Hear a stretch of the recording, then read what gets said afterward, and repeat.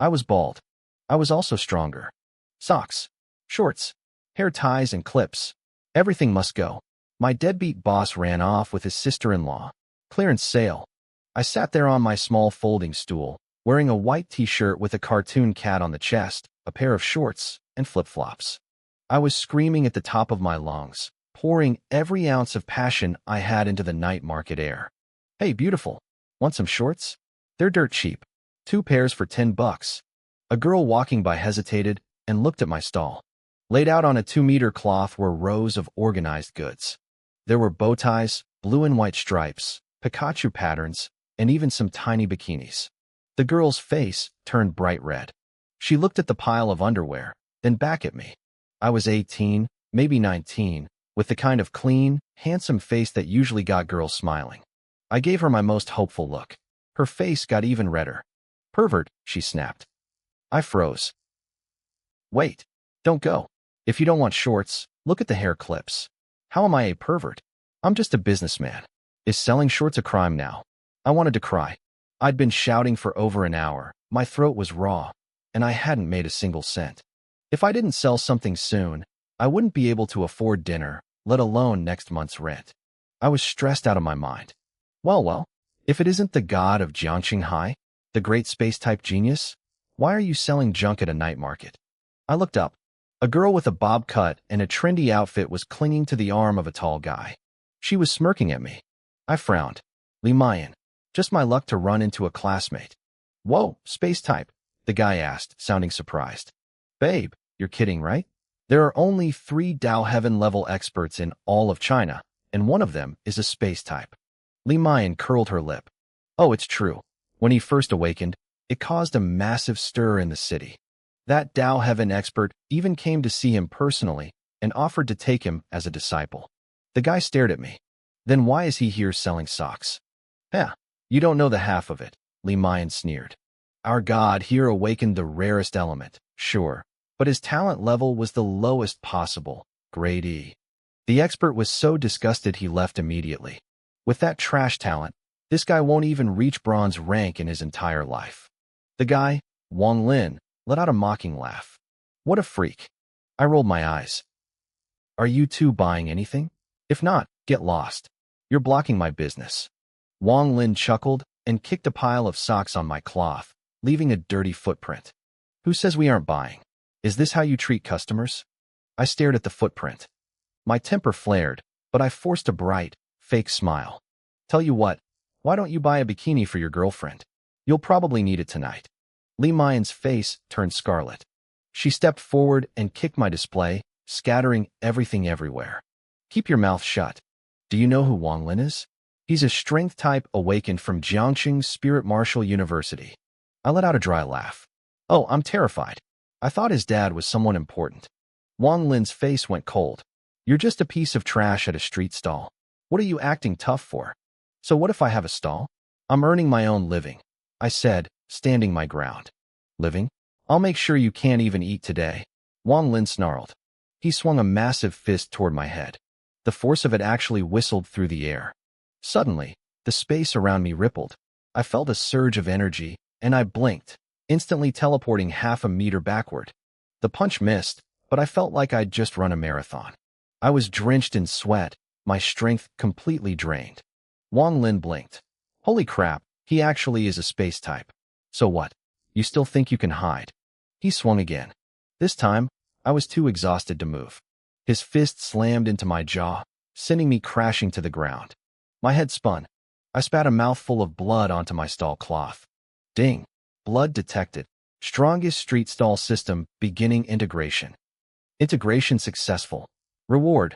1 system stall cloth, 1 folding stool, and 1 10-draw voucher. Would you like to draw now? I stared blankly. My brain was still rattling from the punch. A system? For selling stuff on the street?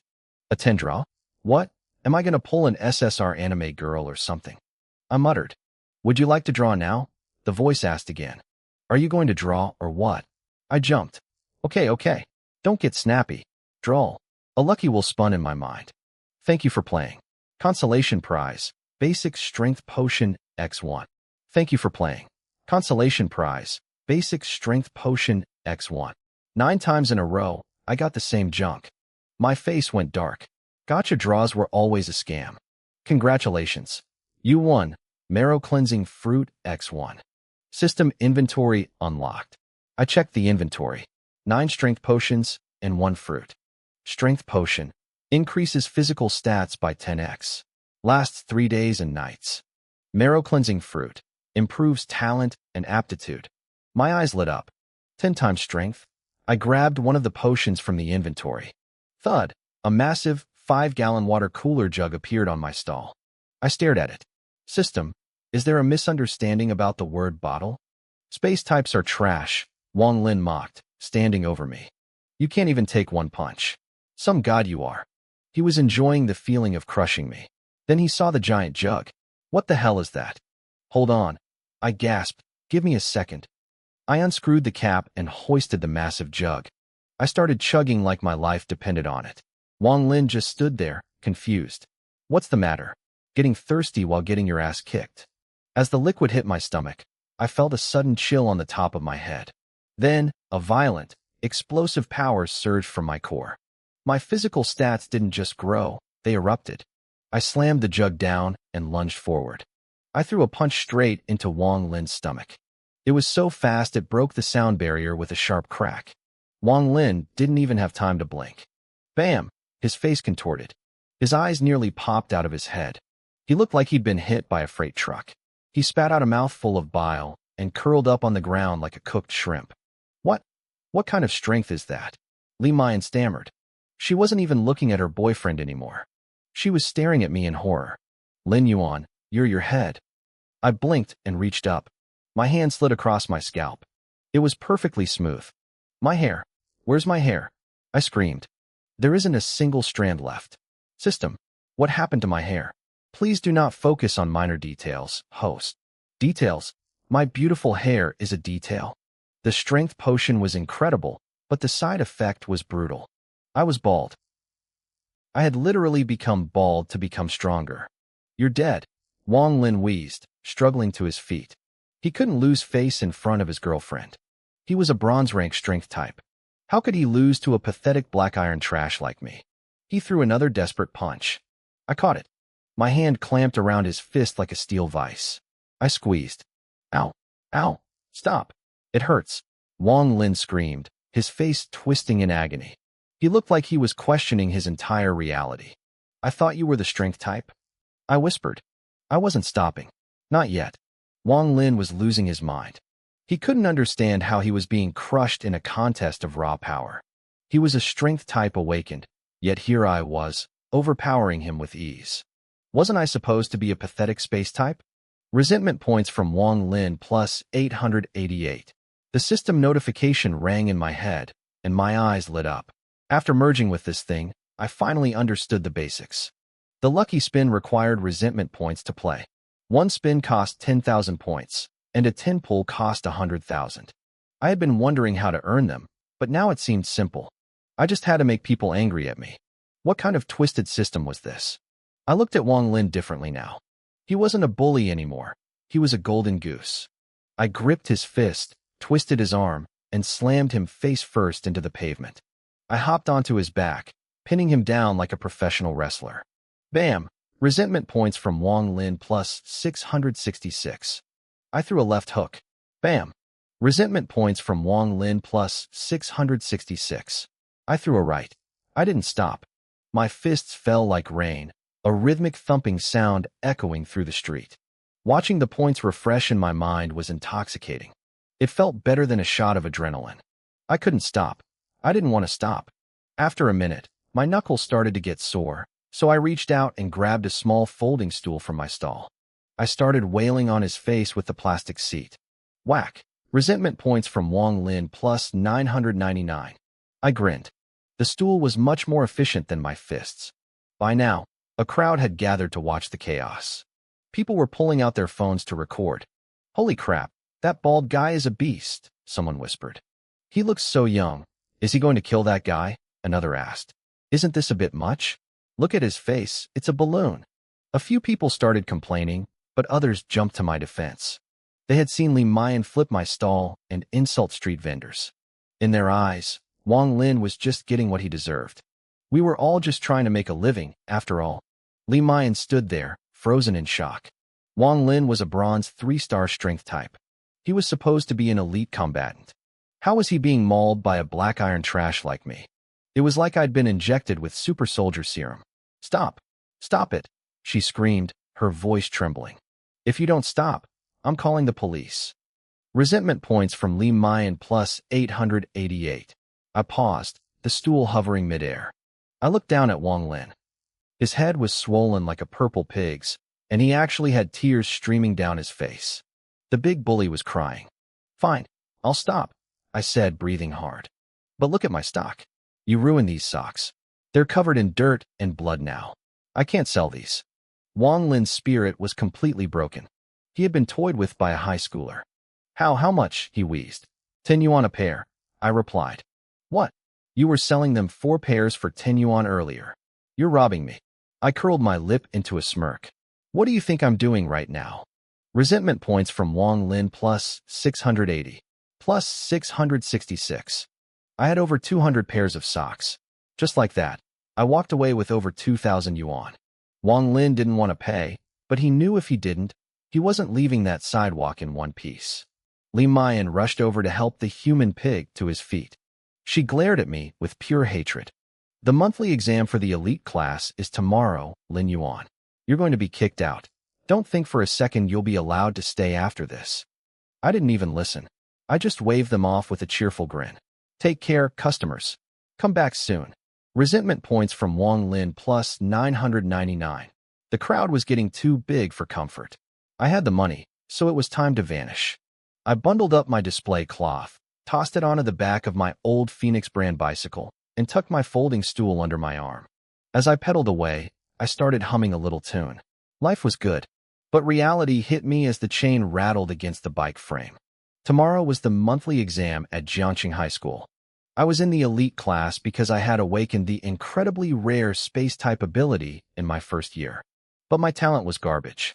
While everyone else was reaching the peak of Black Iron or even hitting bronze, I had crawled to Black Iron 3-star by my senior year.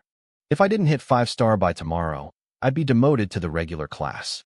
No more school-issued spirit beads. No more future. 20 years ago, spiritual fissures opened across the globe. Reiki flooded the world, bringing monsters and awakening humans. Society had stabilized after a lot of bloodshed, but the rules had changed. If you weren't a strong awakened, you were nothing. I used to think being demoted was fine. I'm an orphan. I can take care of myself. But this strongest street vendor system changed things. I touched my smooth, hairless head and felt a chill. System, that strength potion was a scam. Why didn't you mention the side effects? Do not dwell on details, host. Details? I'm a cue ball. I grumbled. Now I was worried about that cleansing fruit I had won. If the potion made me bald, what would the fruit do? I pedaled for 30 minutes until I reached a narrow alley on the outskirts of the city. A barbecue stall was doing brisk business at the entrance. My stomach growled. The lady running the grill, Andy Zhou, spotted me. Xiao Yuan. Just getting back? She called out. You look hungry. Let me whip up some fried noodles. No thanks, Andy. I ate out. I lied, pulling out a wad of cash. Here's the 2,500 for this month's rent. Sorry it's late. She took the money, looking at me with pity. It's not easy for a kid like you, studying and working. But, why the shaved head? Thought it would be cooler for the summer, I said, forcing a smile. I hurried up to my tiny 25-square-meter apartment. It was small, but I kept it neat, with my extra stock piled under the bed. I closed the curtains, my heart racing. With a thought, the cleansing fruit appeared in my hand. It looked like a bright red plum. I swallowed hard. I had nothing left to lose anyway. I took a massive bite. The fruit melted instantly, sliding down my throat before I could even taste it. And then nothing. No golden light. No sudden rush of power. Where was the legendary bone-cleansing transformation I was promised? Even a common plum would have tasted sweet, but this fruit had no flavor at all. I waited. 5 minutes passed, and suddenly, my senses sharpened. I could feel the spiritual chi in the air with terrifying clarity. It surged toward me, swirling into my pores and flooding my veins. In a flash, My cultivation level spiked, hitting black iron rank 7. I could feel my latent talent evolving. I didn't know what grade it had reached, but it definitely wasn't level 1 anymore. My heart hammered against my ribs, and my hands started shaking with pure excitement. Then, reality hit me. I frantically patted myself down, checking for missing parts. I was still bald from the strength potion, and God only knew what side effects this cleansing fruit had. I wasn't taking any chances. I started a thorough, frantic inspection of my body. Just as I was doubled over, checking, well, everything, my door creaked open. "Brother Lin Yuan? You're back so late, you must be hungry. I made you some noodles." It was Zhong Yuqing, the landlord's daughter. She stood there in her floral dress and ponytail, holding a steaming bowl. Then she saw me. She saw exactly what I was doing, hunched over and inspecting myself in a way that looked incredibly wrong. Her jaw dropped. Her face turned a shade of crimson I didn't know was possible. Bam! She slammed the door shut. I'll leave the noodles at the door. Eat them when you're, finished. Wait, Yuqing, it's not what it looks like. I shouted, but I heard her footsteps sprinting away. Great. Now she thought I was a pervert. I picked up the bowl. The noodles were good, but they tasted like salt. Or maybe that was just the taste of my own tears. I'd have to explain it to her later. We went to the same school, so I'd see her eventually. I forced myself to calm down and open the system interface. My resentment points had skyrocketed to over 110,000. Beating up Wang Lin had been a gold mine, and Li Mayan had chipped in a fair share of saltiness too. It was time for a 10-draw streak on the lucky spinner. Maybe I'd get another cleansing fruit. Start the draw, I commanded. Asterisk, thank you for playing. Consolation prize, 1 strength potion, asterisk. Thank you for playing. Thank you for playing. 10 times in a row. My face went dark. I looked like I'd been working in a coal mine. Thank you for playing? Seriously? Is it because I'm bald? Is the system mocking me? I now had 10 more bottles of strength potion in my inventory. Then, a thought struck me. I could sell these. Sure, they made you bald, but the power boost was legendary. I could make money and farm resentment points at the same time. It was a perfect plan. I flopped onto my bed and pulled out my cheap, $50 smartphone. I scrolled through WeChat and saw my class group chat was exploding. Hey guys, have you seen the video on Weibo? Some bald guy at the night market absolutely wrecked a college student. 400,000 views already. What happened? Someone posted the clip. There I was, wearing my Hello Kitty shirt, sitting on top of Wang Lin and hammering him with a folding stool. Holy crap, that bald guy is savage. Wait, isn't the guy getting beaten a bronze rank strength user? That bald guy is totally suppressing him. A hidden master living as a street vendor? I grinned behind the screen. The video was blurry because the person filming had shaky hands, so they hadn't recognized me yet. Wait, doesn't that bald guy look a little like Lin Yuan? Lin Yuan? Get real. He's so weak he'd collapse in a breeze. He's been stuck at Black Iron rank 3 for 3 years. He only survives because Xia gives him spirit beads every month. After tomorrow's monthly exam, he won't even be in our class anymore. Good riddance. I didn't say a word. I just watched the messages fly by. Tomorrow, I was going to melt their brains. Wait, look at the end of the video. Isn't that Li Mayan helping the guy away? I heard her boyfriend was from the university. Hey, at Li Mayan, what happened? Is your boyfriend okay? Resentment points from Li Mayan plus 555. The notifications started rolling in. My classmates were accidentally doing my work for me. I knew she was reading the chat. She was probably at the hospital right now while Wang Lin got stitches. I decided to help out. I typed, at Li Mayan, is the hospital Wi-Fi fast? I'm jealous you get to use it for free. I'm almost out of data. Resentment points from Li Mayan plus 999. She didn't reply, but the points kept ticking up until I fell asleep. A woman's grudge really is eternal. The next morning, I ran into Yuqing as I was leaving for school. Yuqing, about yesterday. Her face turned bright red again. Brother Lin Yuan, you should really get more sleep. Take care of your health. She bolted down the street before I could say another word. I stood there, defeated. I'm not that kind of guy. I was just checking my stats. I pulled a baseball cap low over my bald head, hopped on my creaky old bicycle, and rattled my way to school. It was exam day. When I walked into the classroom, the noise died down. A few girls still looked at me with that "what a waste of a handsome face" expression, knowing I was about to be kicked out of the elite track. I ignored them and took my seat by the window. "Why is our great god wearing a hat?" someone whispered. "Probably ashamed to show his face before he gets expelled." Huh. 3 years ago, my name was famous in this city for my potential. Now, God was just a sarcastic nickname. But today, the joke was ending. Li Xiang, the class monitor, walked over to my desk. "Lin Yuan, don't be discouraged. Being kicked out isn't the end. Your space-type ability is useless for combat, but it's great for storage. My dad owns a logistics company. After graduation, come work for him. 30,000 yuan a month, and he'll even provide spirit beads for your cultivation. What do you think?" The class went quiet. 30,000? That's way too much, someone muttered. I looked up at Li Xiang and gave him a bright, wide smile. "So, you want me to be a delivery boy?" The class erupted in laughter. Li Xiang shrugged, looking smug. "A space user delivery man. It's the perfect fit. 30,000 is my final offer. Think about it." I leaned back, my grin widening. "Actually, I know a foreman at a construction site downtown. With your breath ability, you'd be perfect for clearing out the septic tanks. Want me to put in a word? With your power, you'd be as good as 10 excavators," I added. The classroom went dead silent. My classmates' faces turned bright red as they tried to hold back their laughter. They didn't dare make a sound, but the tension was thick. Li Xiang's face, on the other hand, went completely black. A notification popped up in my mind. Grievance points from Li Xiang plus 999. Li Xiang opened his mouth to snap back, but the door swung open. Li Mayan walked in, her eyes rimmed with dark circles from a sleepless night. She looked furious. She marched straight to my desk and pointed a finger at me. "You're going to take responsibility for what you did to me last night," she shouted. The class froze. I tilted my head and thought for 2 seconds. Why? Does it still hurt? The silence that followed was deafening. Every pair of eyes in the room shifted between us, filled with shock and dirty thoughts. I could practically hear their brains working overtime.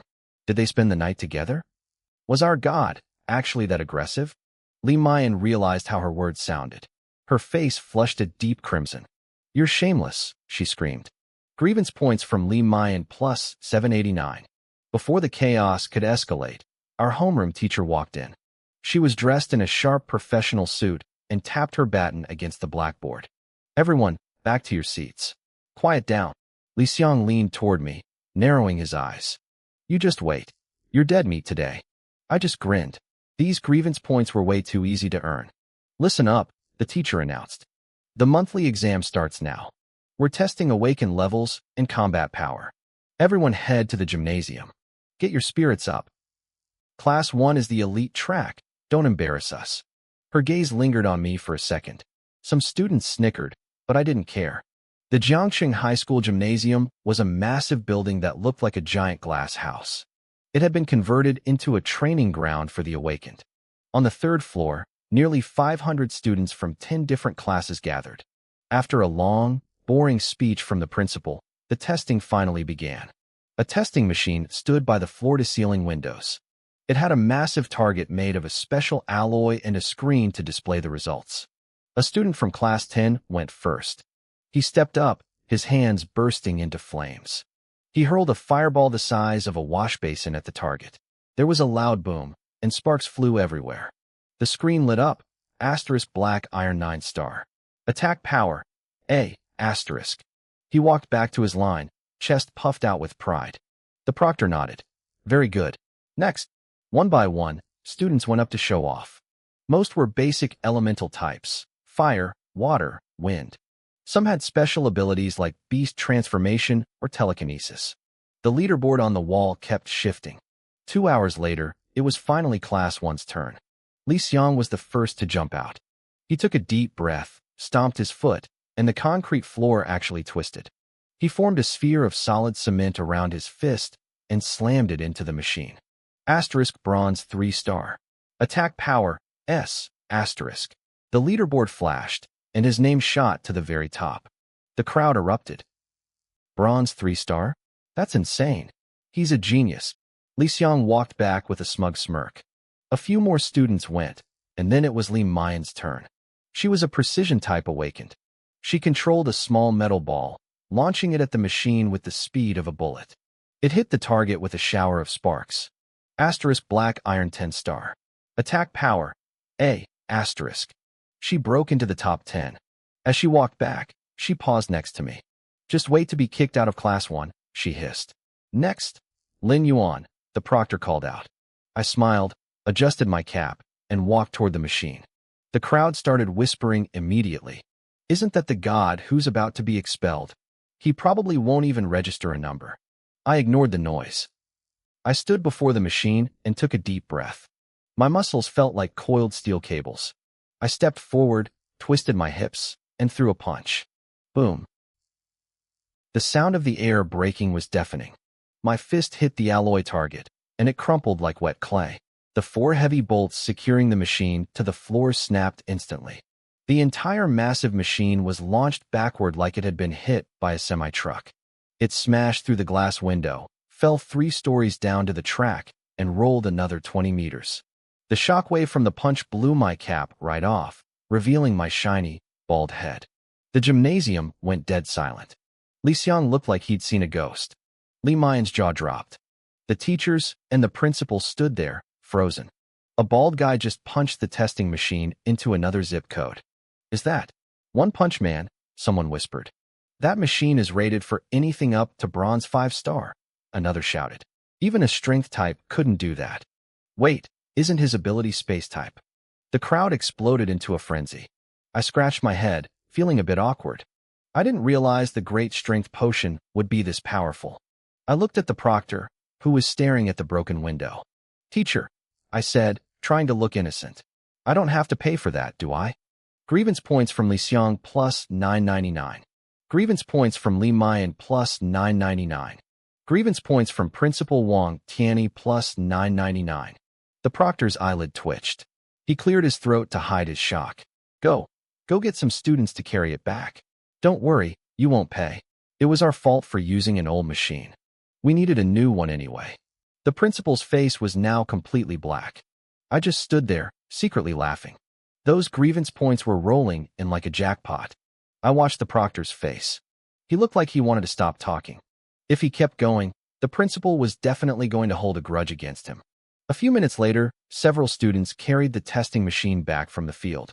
They looked like they were questioning the meaning of life. The thing weighed at least 700 or 800 pounds. They kept glancing at me, wondering how I'd managed to launch it that far. Even the guys playing basketball outside were traumatized. They'd seen the machine fly out of a 3rd-story window like a missile. The entire faculty and student body stared at the machine. It looked like it had been hit by an anti-tank shell. The screen flickered, struggling to stay alive, but the result finally popped up. Black iron, 7 stars. My name shot straight to the top of the leaderboard. The crowd went wild. A girl screamed about how terrifying my attack power was for a 7-star rank. The word max flashed on the display. It was incredible. Principal Wang Tianyi looked at his ruined equipment and tried to act calm. He cleared his throat and muttered that it didn't look too bad and could probably be fixed. Then, the machine let out a pathetic hiss and died completely. I shrugged, looking innocent. I told them that I'd been jumped at the night market yesterday and got beaten so hard it triggered a second awakening. I claimed I was now a dual type with strength abilities. The proctor, the principal, and Li Mayan all stared at me like I'd grown a second head. But I had this excuse ready. Someone in the crowd suddenly shouted. They'd seen the viral video from last night, the one where a bald guy used a folding stool to wreck a college student. They realized it was me. The students looked at Li Mayan, then back at me. They put the pieces together. I'd cracked her boyfriend's head open yesterday, which explained why she was so hostile this morning. This is a rare opportunity, the proctor said, smiling now. Dual types are 1 in 10,000. I'll report this to the school. We'll increase your monthly spirit pearl allowance by 1. My eyes lit up. Thank you, teacher. As I walked off the stage, I stopped in front of Li Mayan. I gave her a shy, polite smile. Hey, when you visit the hospital, tell Brother Wang thank you for me. If he hadn't jumped me, I might never have awakened my second power. Li Mayan's teeth ground together so hard I thought they'd snap. Grievance points from Li Mayan plus 999. Being a brat felt great. The other students watched me with pure envy. Some of them were actually wondering if they should call Li Mayan's boyfriend to come punch them too. Next, Class 1, Lu Wuchuan, the proctor called out. Then he stopped, realizing there was no machine left to test on. For those who haven't gone yet, the monthly exam is postponed until we get a new machine. Grievance points from the proctor plus 200. Grievance points from Lu Wuchuan plus 666. The notification list was scrolling so fast I could barely read it. My classmates were contributing a massive wave of points. I felt bad, honestly. Next time, I promised myself I'd be better. I'd try to break the machine even earlier. As the crowd dispersed, Li Xiang walked up to me, his face cold. He told me not to get cocky. He said my talent was still trash and that a dual awakening wouldn't stop them from leaving me in the dust. I just raised my fist and looked him in the eye. Hey, human excavator. Is your skull harder than that titanium alloy testing machine? Li Xiang choked on his words and stomped away. Grievance points from Li Xiang plus 888. I watched him go, feeling satisfied. This guy was like a golden goose. He'd already provided me with nearly 30,000 points. I needed to make sure I kept him around. After school, I hopped on my old bicycle and headed straight for the Jiangxing night market. I already had a plan to make some real money, selling great strength potions. Once I reached my spot, I flicked my wrist. A small rift in space opened beside me.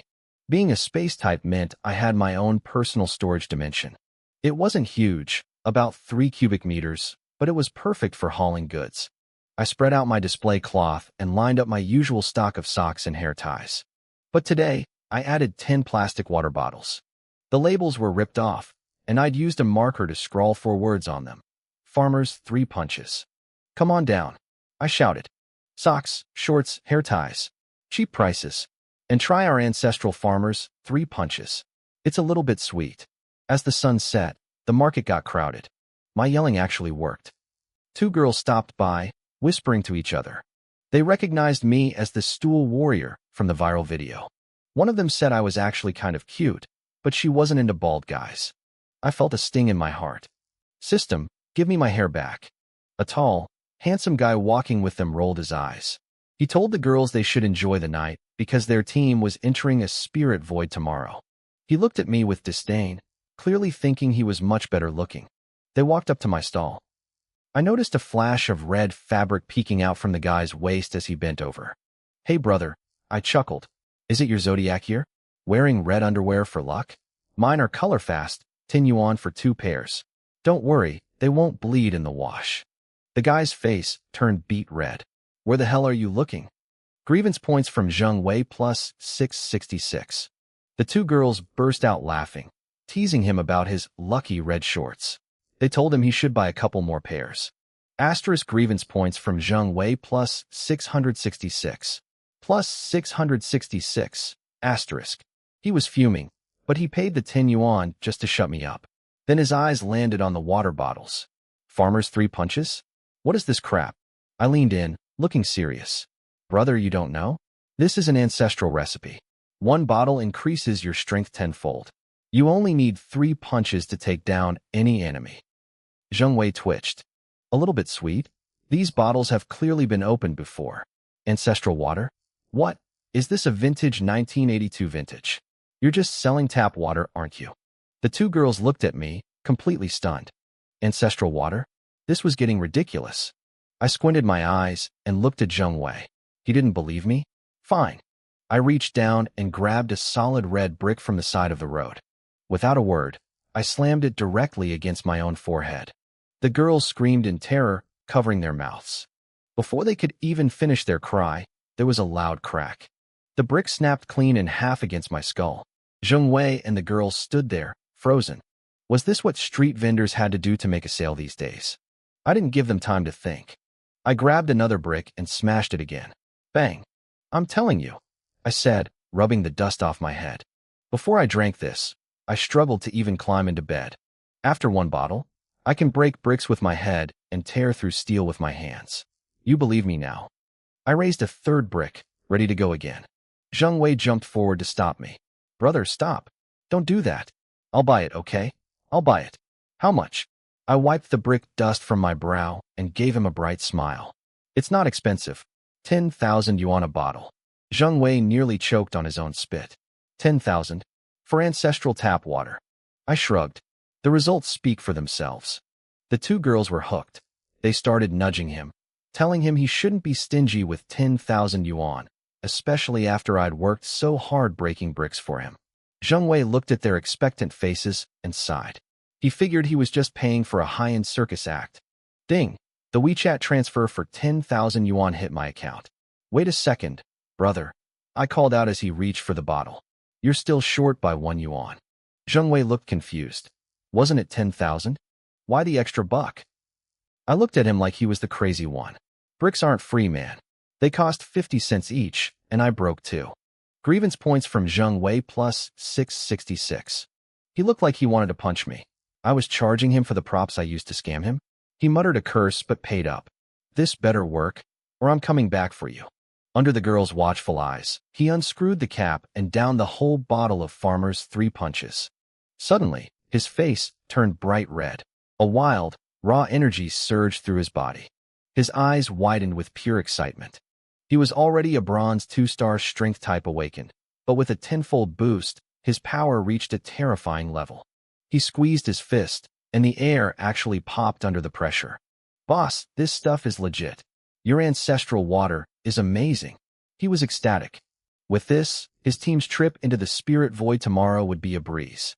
I gave him a slightly awkward smile. Of course it works. Would I lie to you? But the two girls were staring at him with their mouths hanging open. Zheng Wei, you're bald. You're really bald. They burst out laughing, clutching their stomachs. I can't breathe. His head is so shiny. It's brighter than the streetlights. Zheng Wei rubbed his head. A night breeze blew past, and he felt a sudden, sharp chill on his scalp. He was completely hairless. Grievance points from Zheng Wei plus 999. Plus 999. The points were flooding in, crossing the 10,000 mark in seconds. Zheng Wei went nuclear. You kid. Are you kidding me? Where's my hair? Where did my hair go? I patted his shoulder sympathetically. Hey, don't sweat the details, brother. Fate is a cycle. No one escapes the baldness. Details? I'll kill you. He lunged for me, but the girls held him back, still wheezing from laughter. They told him he looked fine and that the potion actually worked, so he shouldn't complain. I winked at the girls. So, compared to him, I'm the handsome one now, right? Definitely, they giggled. You're way hotter. We chat? I asked. Sure. As the three of them walked away, Zheng Wei's lonely, bald head reflected the streetlights like a disco ball. The girls were still laughing, and he looked like he wanted the earth to swallow him whole. Just as I was celebrating my profit, a Mercedes G-Wagon roared to a halt at the entrance of the night market. A stunning woman stepped out of the driver's seat. She wore a jacket and hot shorts, looking like a snow lotus blooming in the night. Her silver hair fell to her shoulders, and her deep blue eyes scanned the crowd. She looked fierce, her tiny tiger teeth bared in a frustrated pout. It has to be him, she muttered. I won't miss him this time. A girl in a white orchid shirt and a sun hat stepped out of the passenger side, giggling. Xiao Yao, you've been saying that for 6 months. Every time we go out, you say it's him. Xiao Yao looked furious. Does he think I won't recognize him just because he shaved his head? That black-hearted merchant. Just thinking about him makes my blood boil. She grabbed Zhong Yingshue's arm and marched into the market. Zhong Yingxue couldn't stop laughing, reminding her friend about how badly those color-fast shorts had stained her skin. Xiao Yao turned red. Don't mention it. It was so embarrassing. Back at my stall, I was riding the high of my first big sale. I pulled a fresh stack of bricks out of my spatial dimension. Get your ancestral farmers 3 punches. 1 sip to break bricks, 2 sips to kick durians, 3 sips to ascend to heaven. Live brick breaking right here. Smash! I broke another brick against my head. A crowd started to gather, whispering about how desperate street vendors were getting. Some guy shouted that the bricks were fake. I stood up, holding a half-broken piece. Fake? You want to come up here and let me try one on you? Grievance points from Song Xing plus 666. The crowd laughed, and more people started filming me on their phones. I broke over 20 bricks until my throat was hoarse, but nobody was buying. They were all just watching for free. I was starting to get annoyed. These bricks cost money. If they weren't buying potions, they could at least buy some head-growing underwear. Suddenly, the crowd shifted. Most of the people drifted away toward the entrance, murmuring about top-tier beauties. "I've never seen girls that pretty," someone whispered. "They look like celebrities." I stayed at my stall, head down, focused on my bricks. I didn't see Xiao Yao searching the crowd like a white wolf hunting in the snow. Her blue eyes scanned every face until they landed on a crowd gathered around a specific spot. Zhong Yingxue pointed. "There's a big group over there. Let's check it." Xiao Yao pulled her through the crowd, and then she saw it. A bald guy, surrounded by broken red bricks. I looked up, and my face went pale instantly. I prepared to teleport, but I wasn't fast enough. "I finally caught you," she screamed. "Where do you think you're going?" She lunged across the stall and locked me in a suffocating headlock. Xiao Yao squeezed my neck so hard my eyes started rolling back into my head. Grievance points from Xiao Yao plus 1,000. "You godforsaken black-hearted scammer," she screamed in my ear.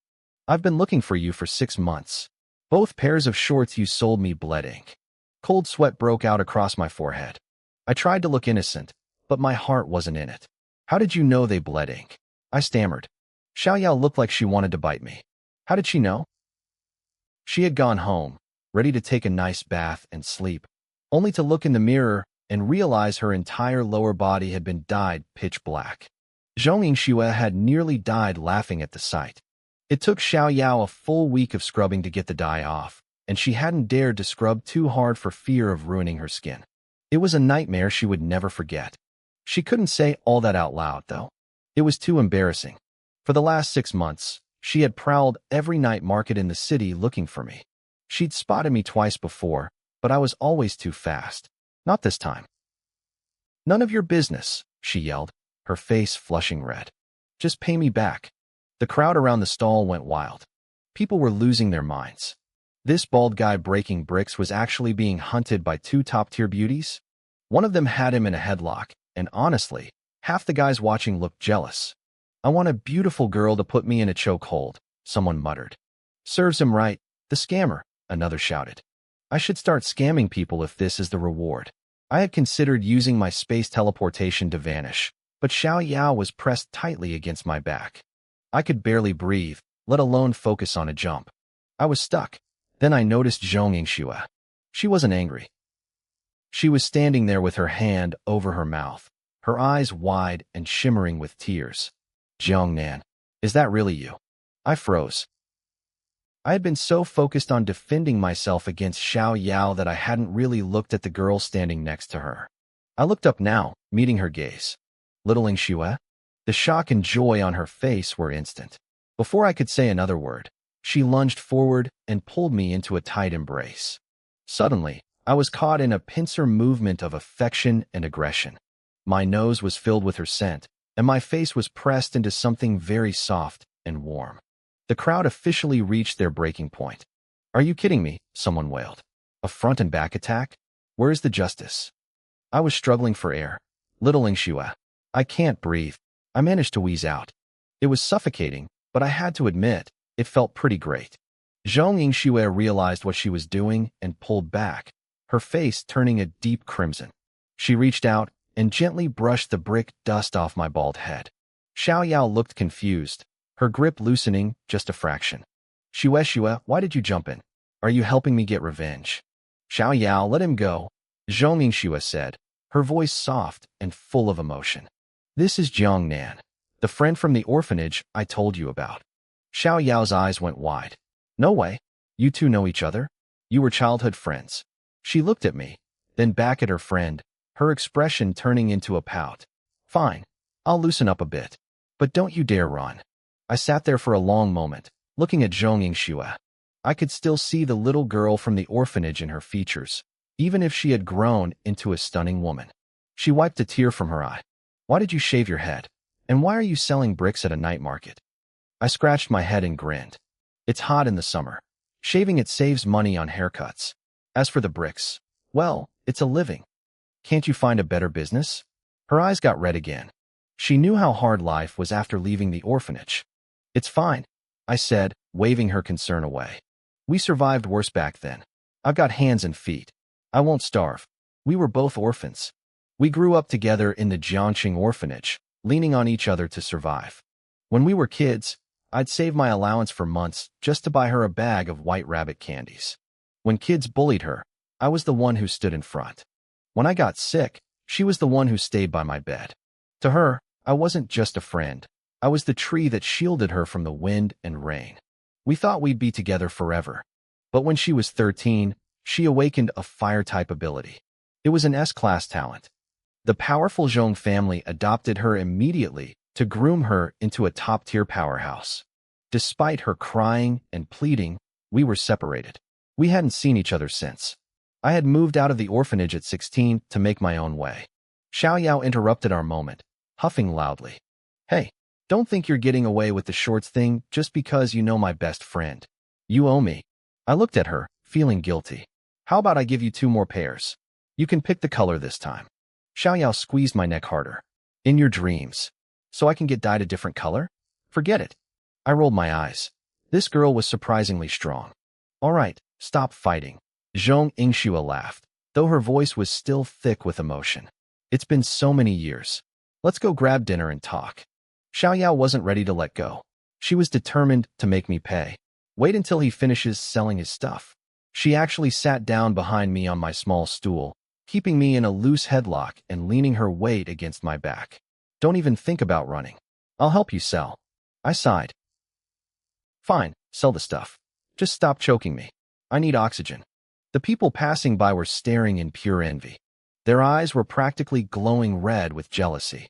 Some guys were already whispering about coming back tomorrow to start their own stalls if this was the kind of attention you got. Zhong Yingxue stood gracefully by my side, while Xiao Yao stayed glued to my back. Xiao Yao put on a high-pitched, cutesy voice that made my skin crawl. Come on, big brothers and sisters. Look at the goods. Everything is cheap. I shivered. Hearing a wild, aggressive girl like her use a voice that's sweet was terrifying. What are you shaking for? It's not cold out, Xiao Yao muttered.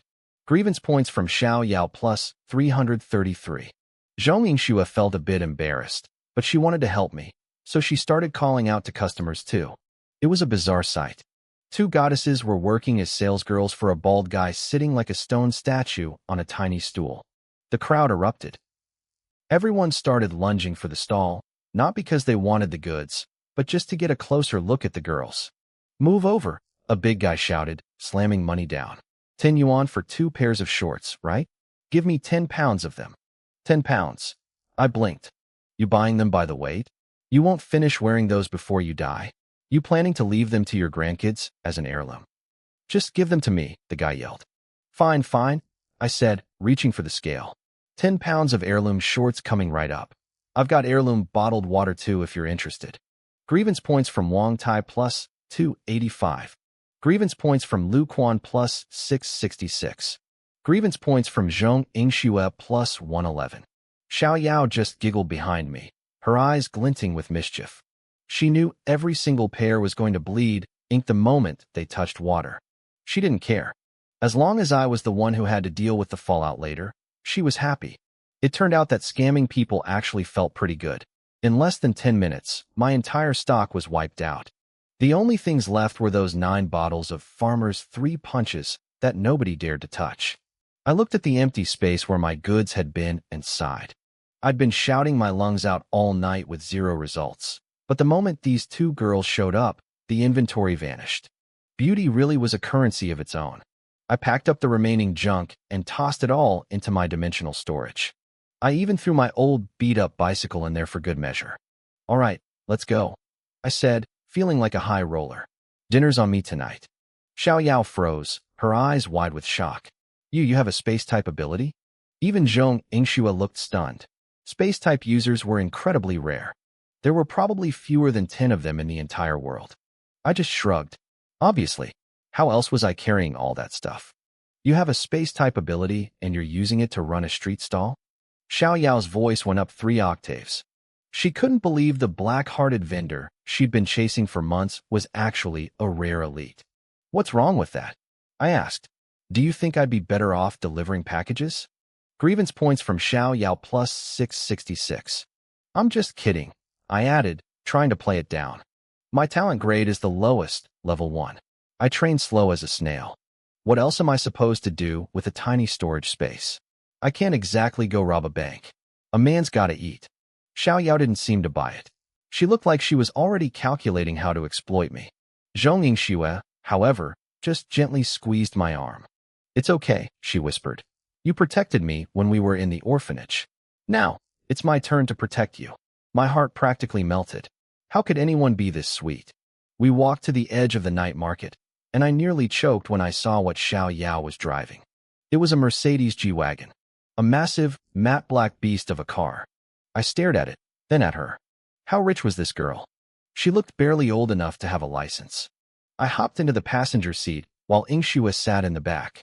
As we drove, I couldn't stop staring at Xiao Yao. She started to get fidgety under my gaze. What are you looking at? She snapped. I'm 18. I have a license. I rubbed my eyes dramatically. I think I'm going blind. The glare from all this wealth is destroying my retinas. Grievance points from Xiao Yao plus 666. You little. She growled, gripping the steering wheel. If it weren't for Yingxue, I'd kick you out right now. Where are we eating? Barbecue skewers, I said. Let's hit the stalls. Yingxue, you still don't like spicy food, right? You remembered? Zhong Yingxue smiled, her eyes sparkling. My memory is top tier, I bragged. Xiao Yao watched us interact in the rearview mirror, her lip curling in a pout. Grievance points from Xiao Yao plus 3 plus 3 plus 3. Yeah, this girl definitely had a problem with me. I needed to stay on my toes. So, Yingxue, I asked, where are you guys going to school? Songjiang Awaken High, Xiao Yao answered for her. We're in the same class. Senior year. I whistled. Songjiang was the only high school in the city dedicated entirely to awakened students. It was a powerhouse, always ranking in the top 3 for provincial competitions. The resources there were insane. Competition must be brutal, I remarked. Xiao Yao let out a smug little laugh. Competition? Not for us. Yingxue is a 9-star bronze fire type. Her damage output is off the charts. And I'm a 7-star bronze with a beast transformation soul. We're the top dogs. Well, we were, until that bastard Luo started. Xiao Yao, don't. Yingxue interrupted, her brow furrowing. Xiao Yao bit her lip, looking frustrated. She glanced at me and then back at Yingxue. Why can't we just let Jiangnan join the team? Sure, he's a scammer, but he's a space type. He'd be the ultimate crowd control and support. Yingxue shook her head firmly. I'll handle my own problems. Handle them how? Xiao Yao yelled. That guy has pushed you into a corner. If I wasn't there to back you up, what would you have done? The car went silent. I didn't push it. I just reached out and grabbed a few skewers once we arrived at the restaurant. Come on, Yingxue is just stubborn, I said, trying to break the tension. Eat up. And hey, Xiao Yao, let's exchange contacts. I slid my QR code toward her and gave her a meaningful look. She looked confused for a second, but scanned it anyway. As soon as we were connected, I sent her a private message. Tell me the full story later when she's not around. Xiao Yao's anger vanished instantly. She gave me a look that said, maybe you aren't so useless after all, and even let her leg brush against mine under the table as a sign of truce. So, Yingxue, I asked, is the Zhong family treating you well? They're good to me, she said with a soft smile. Grandpa Zhong is a bit strict, but he means well. What about you? How have you been these past few years? I scratched my head, acting casual. Oh, you know, same old. I moved out of the orphanage when I was 16. Rented a tiny room. I've done it all. Grilled skewers at the university gate, sold cold noodles, worked as a waiter. Eventually, I realized street vending was where the real money was. School at Jiangxing No. 1 is going fine, too. I said it like it was nothing, but the two girls went completely silent. They stared at me, their eyes filling with a mixture of pity and heartbreak. To them, the image of a 16-year-old boy working multiple jobs just to survive while trying to finish school was devastating. They saw a tragic hero. In reality, selling cold noodles to hungry college students was a gold mine. I was making more money than most office workers until the city inspectors shut me down. But they didn't know that. Xiao Yao looked at me, her eyes shimmering. She probably felt bad for chasing me over a pair of ink-bleeding shorts now. He only did it to survive, she was probably thinking. How pitiful. You poor thing, Xiaoyao whispered. I guess I can forgive you for the shorts. I didn't think I was suffering at all. I had hands and feet. I could take care of myself. There were plenty of people worse off than me. Why spend every day acting like the world owed me something? But these two girls had already built a whole movie in their heads. They saw me sweating over a hot grill, carrying heavy trays, and breaking bricks with my head just to pay rent. You look so handsome when you're working hard to survive, Xiaoyao said, her voice dripping with sympathy. Here, eat more. You're so thin. Yingshue's eyes were red. I should have found you sooner. Then, Xiaoyao reached into her bag and pulled out a bank card. Here, there's 100,000 yuan on this. Yingxue started digging through her purse too. I have 50,000 here.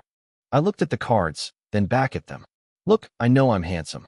I know I've got that brooding, mysterious vibe going for me. But I have standards. Are you two trying to buy me? Am I being sugar-mommied right now?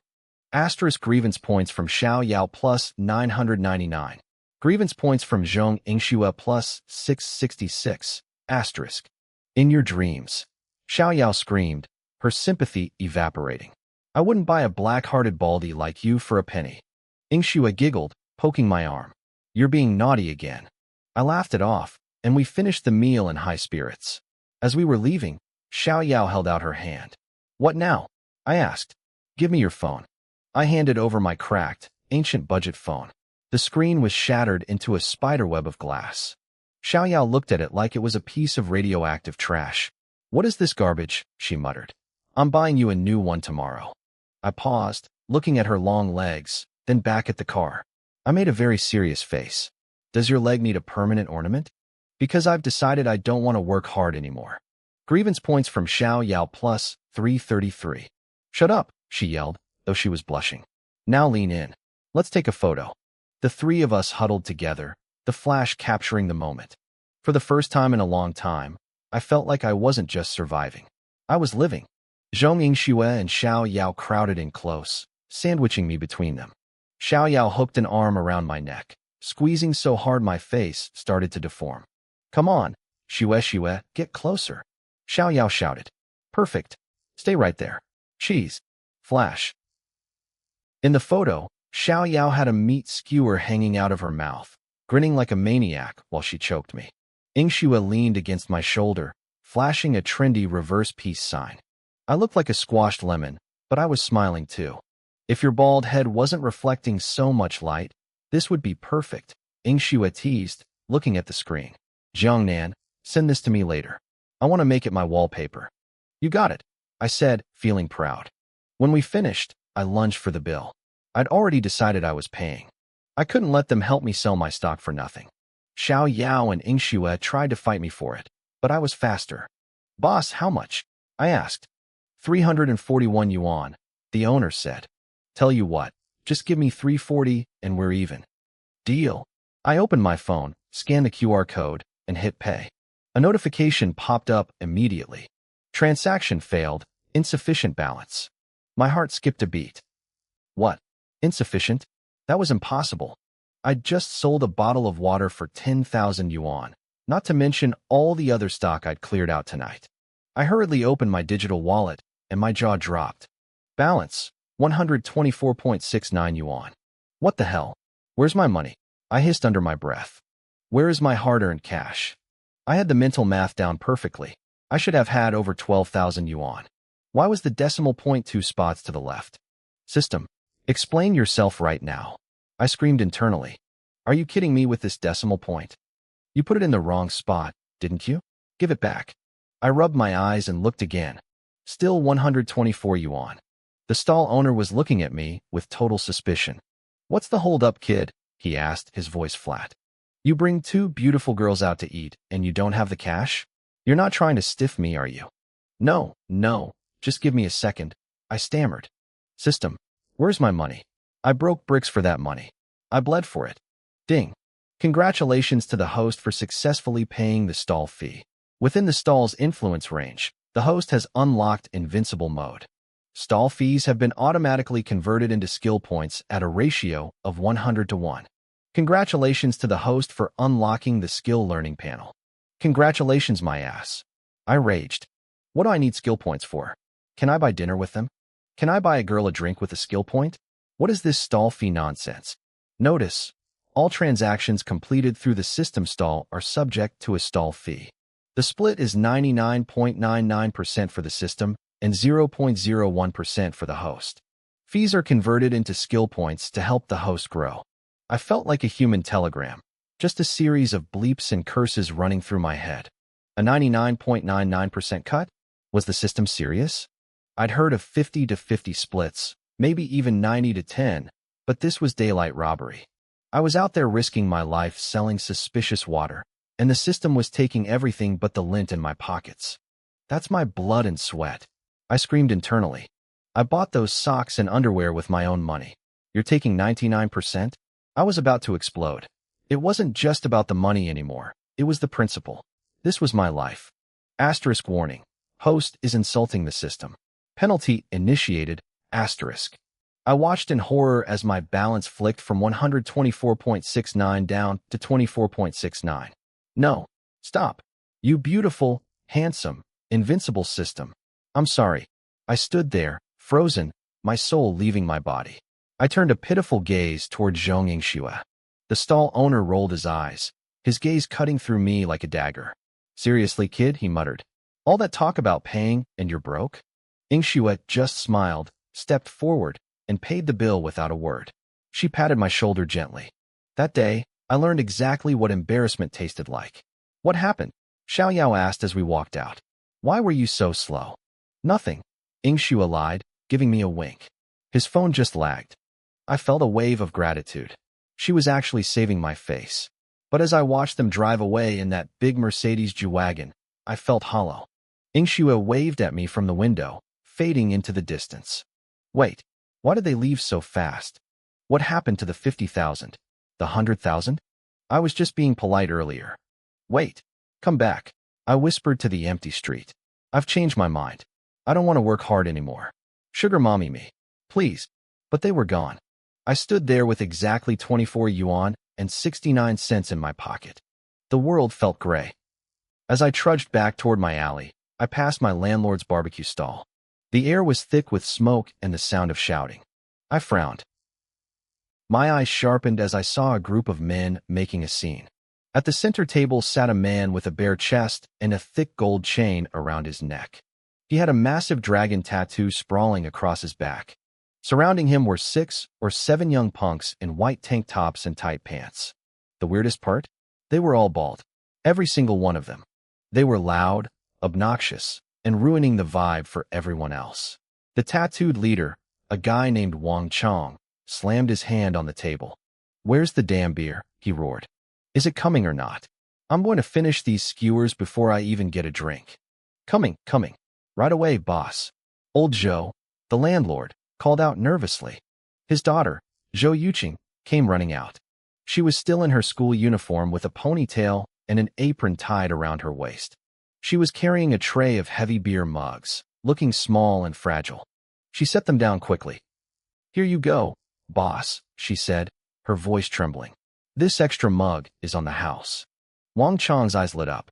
He flashed a row of yellow teeth and grabbed Yuqing's wrist before she could pull away. Don't run off, little sister, he sneered. Stay and have a drink with me. I'll give you 1,000 yuan.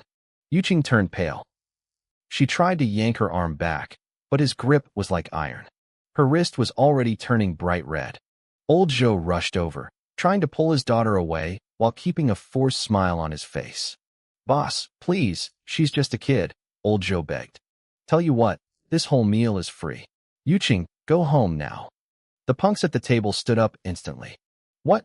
You think our boss can't afford a meal? One shouted. You looking down on us? Wang Chong didn't let go. His face darkened. I said she stays. Yuqing's eyes went red, tears welling up.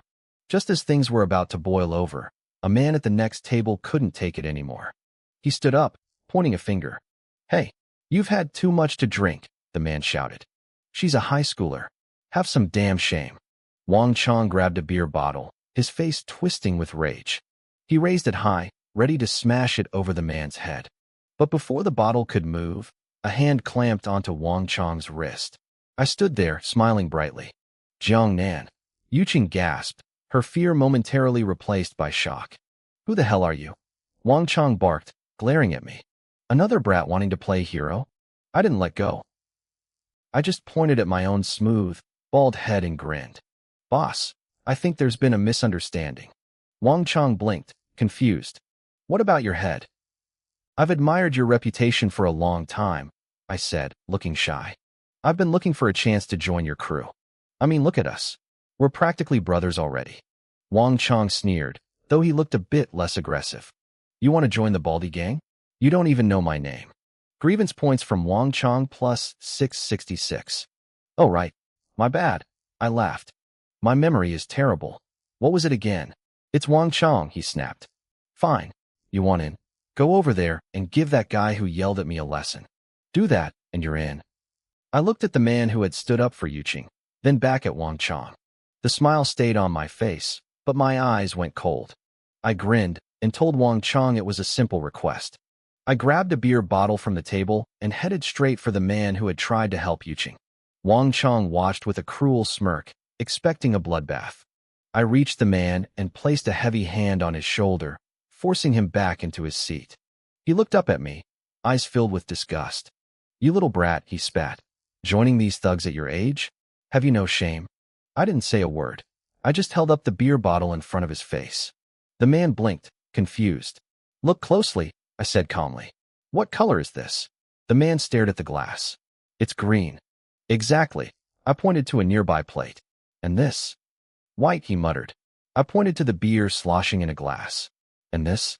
This is yellow. In English, we call it yellow. The surrounding tables went dead silent. People stopped eating, their mouths hanging open. They were waiting for a fight, and I was giving a preschool color lesson. Wang Chong was vibrating with fury. I told you to crack his head open, not give him a damn art class. Yellow? I'll show you yellow. Grievance points from Wang Chong plus 999. Grievance points from the helpful man plus 666. Grievance points from Yuqing plus 521. You're dead, kid. Wang Chong roared, lunging out of his seat. Before he could even stand fully, I swung the beer bottle. I didn't hit the man in the chair. I whipped around and smashed it directly against Wang Chong's bald head. Crash. Glass shards exploded like fireworks. Blood sprayed across Wang Chong's face instantly. The entire night market gasped. I hadn't hesitated for a second. I pointed at Wang Chong's dripping forehead and looked back at the man in the chair. Now, what color is that? The man swallowed hard, his voice trembling. Red. That's red. I nodded, looking satisfied. Correct. That's the right color. Kill him. Kill him now. Wang Chong screamed, clutching his head. His lackeys snapped out of their shock. They broke their own bottles and lunged at me with jagged glass. I didn't panic. My body felt light, my reflexes sharper than ever. I grabbed the first guy's wrist, twisted it until the bone popped, and delivered a kick that sent him flying 7 meters back into an alley wall. Suddenly, a notification flashed in my vision. Skill triggered. Unarmed combat, level 1. Available skill points, 123. I realized these points came from the stall fees I had paid earlier. The system hadn't scammed me. It had converted my money into power. Max it out, I whispered. 100 points consumed. Unarmed combat leveled up to level 100. Skill evolved. Unarmed mastery, level 1. Information flooded my brain. My vision sharpened. The world seemed to slow down. Another thug stabbed at me, but I stepped aside effortlessly. I grabbed his head and slammed my knee into his face. His nose shattered, and he collapsed in a heap of blood. In less than a minute, 8 thugs were writhing on the ground, moaning in pain. Wang Chong stood there, frozen. I stepped up and slapped him so hard, he spun 3 times before spitting out half his teeth. Yuqing watched from the side, her hands over her mouth. I looked like a hero from an action movie. Not a single person had touched me. That felt good, I muttered, shaking out my hand. People trying to eat in peace, and you idiots have to ruin the vibe. I grabbed Wang Chong by his waistband. The man weighed over 200 pounds, but I lifted him with one hand like he was a bag of groceries. His lackeys watched in absolute terror. They knew they had messed with the wrong person. I dragged them into the dark alley across from the stall. A few minutes later, the thugs were all squatting against the wall, bruised and battered. I planted my foot firmly on Wang Chong's hand, the same hand he had used to grab Yuqing. Is it fun to bully girls? I asked, putting pressure on his fingers. Wang Chong howled like a stuck pig. I'm sorry. Please, kid. I mean boss. We were wrong. Wrong. I raised an eyebrow. Yes. Entirely wrong, he screamed. Stand up, I ordered. One leg. Hands on your heads. Now smile for me. It was a pathetic sight. A bunch of grown men trying to balance on one leg while crying. Every time Wang Chong's foot touched the ground, I gave him a fresh kick. Eventually, he just leaned his forehead against the wall to stay upright, wearing a smile that looked scarier than a ghost. We'll pay for the food. Wang Chong gasped. And the broken furniture. Everything. They scrambled to empty their pockets. I walked away with 7,000 or 8,000 yuan in cash. Listen well, I said, pocketing the money. I live around here. This stall is under my protection. If I ever see you lot acting like idiots after a few drinks again, you won't be walking away. They nodded frantically. I turned to walk back to the stall, but as soon as I heard them sigh in relief and put their feet down, I spun around. Did I say you could stop? I gave them one last beating for good measure. Grievance points from Wang Chong plus 999. Back at the stall, the customers cheered. Nice work, kid. We need more people like you. Auntie Zhou ran over, her face pale with worry. Jiangnan, are you okay? You shouldn't have fought them. What if they come back? They won't, I said, handing her the stack of cash. This covers the food, the broken table, and my rent for next month. This is too much, she protested, but I forced it into her hands. Yuqing walked up to me, her eyes red from crying but shining with admiration. Thank you, Brother Jiangnan. I'll walk you home, I said, patting her head. As we walked through the quiet streets, Yuqing looked at me shyly. Can I ever be as strong as you? You're only 15, I encouraged her. You'll awaken your powers soon. Just keep working hard. I'll listen to you, she whispered. Can we walk to school together tomorrow morning? I smiled and agreed. The poor girl was clearly shaken up. She beamed at me, promising to knock on my door early. Back in my small room, I lay on the bed and checked my grievance list. Zheng Wei was still generating points for me. That guy really held a grudge. I laughed to myself, thinking about the system. The stall fee had granted me an invincibility zone while I was selling. It was the perfect cover for a scammer or a hero. Either way, I was just getting started. The skill panel in my system was actually pretty useful, but I realized that learning new skills required me to trigger specific conditions on my own. After a long day of chaos, I had managed to rake in over 300,000 grievance points. My hands were itching. I couldn't resist. I went for 3 consecutive 10 pulls on the gantry. The first 10 pull was underwhelming. I got 1 cleansing fruit and a bunch of farmers' 3 punches strength potions. However, the consolation prize had changed. Instead of just water, I was now getting detoxifying yellow beans. I ended up with 20 pounds of the things. The description said they could neutralize any poison in the world and tasted like crunchy chicken. I checked the system shop and saw that once a consolation prize was unlocked, I could buy it directly. The strength potions were only 100 points each. Wait a minute.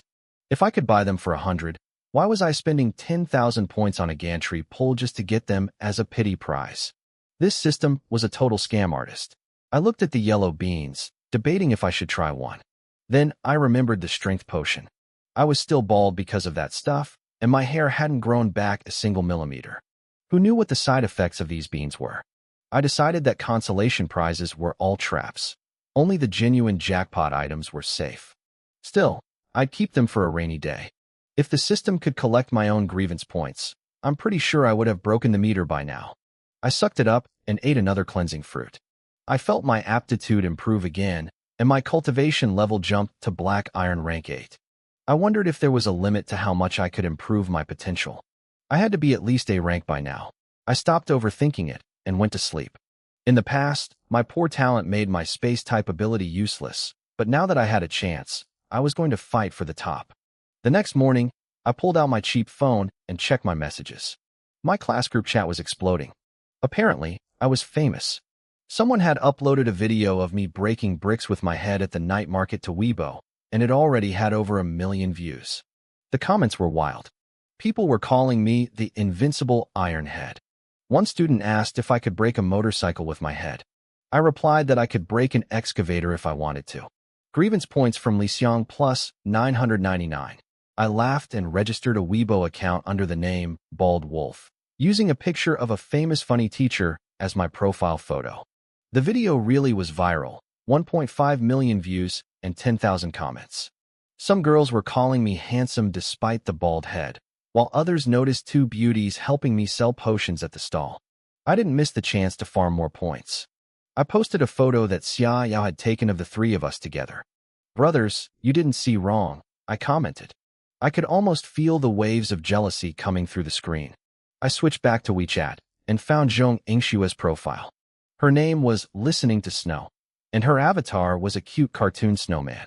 I sent her the photo, and she replied instantly, telling me it was late and I should sleep. My heart practically melted at how sweet she was. Then I checked Xia Yao's profile.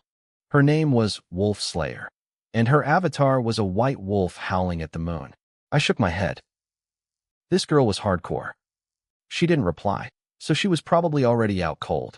When I woke up for real, the internet had officially lost its mind. My classmates were demanding to know how a guy who breaks bricks at a night market managed to hang out with the two most famous beauties of Jiangxing High School. "How do you know Zhong Yingxue and Xia Yao?" they demanded. They came free with my phone plan. I messaged back. Grievance points from Zhou Bing plus 134. From Han Yuan plus 444. I love my classmates. They were like a walking ATM for points. My Weibo followers had jumped to 10,000 overnight. The messages were a mix of people wanting to date me and people wanting to kill me for being near the girls. One guy named Luo commented, "Touch my woman again and you're dead." I didn't hesitate. I replied, "If touching her means death, I've already died 10,000 times. Hee. Grievance points from Luo Tianxiang plus 999, plus 1,000. The list refreshed like crazy. It was the first time I'd seen a single drop of 1,000 points. Somewhere in a luxury villa, a guy named Luo Tianxiang actually crushed his phone in his bare hand, his face pale with rage. He ordered his men to find out who I was immediately. I walked to school with a spring in my step, accompanied by little Zhou Yuqing. She kept stealing shy glances at me, her face turning pink. When we reached the alleyway, a crowd of old men was gathered, staring at something. I pushed through and saw Wang Chong and his thugs still standing there in the golden rooster pose, one leg up, hands on their heads. They had massive dark circles under their eyes and their legs were shaking violently. They had stayed like that all night. "Good morning, Brother Nan," they chirped in unison the moment they saw me. The crowd stared at me. Was this bald kid really their boss? Yuqing looked at me with stars in her eyes. "Get lost," I snapped. "It's morning.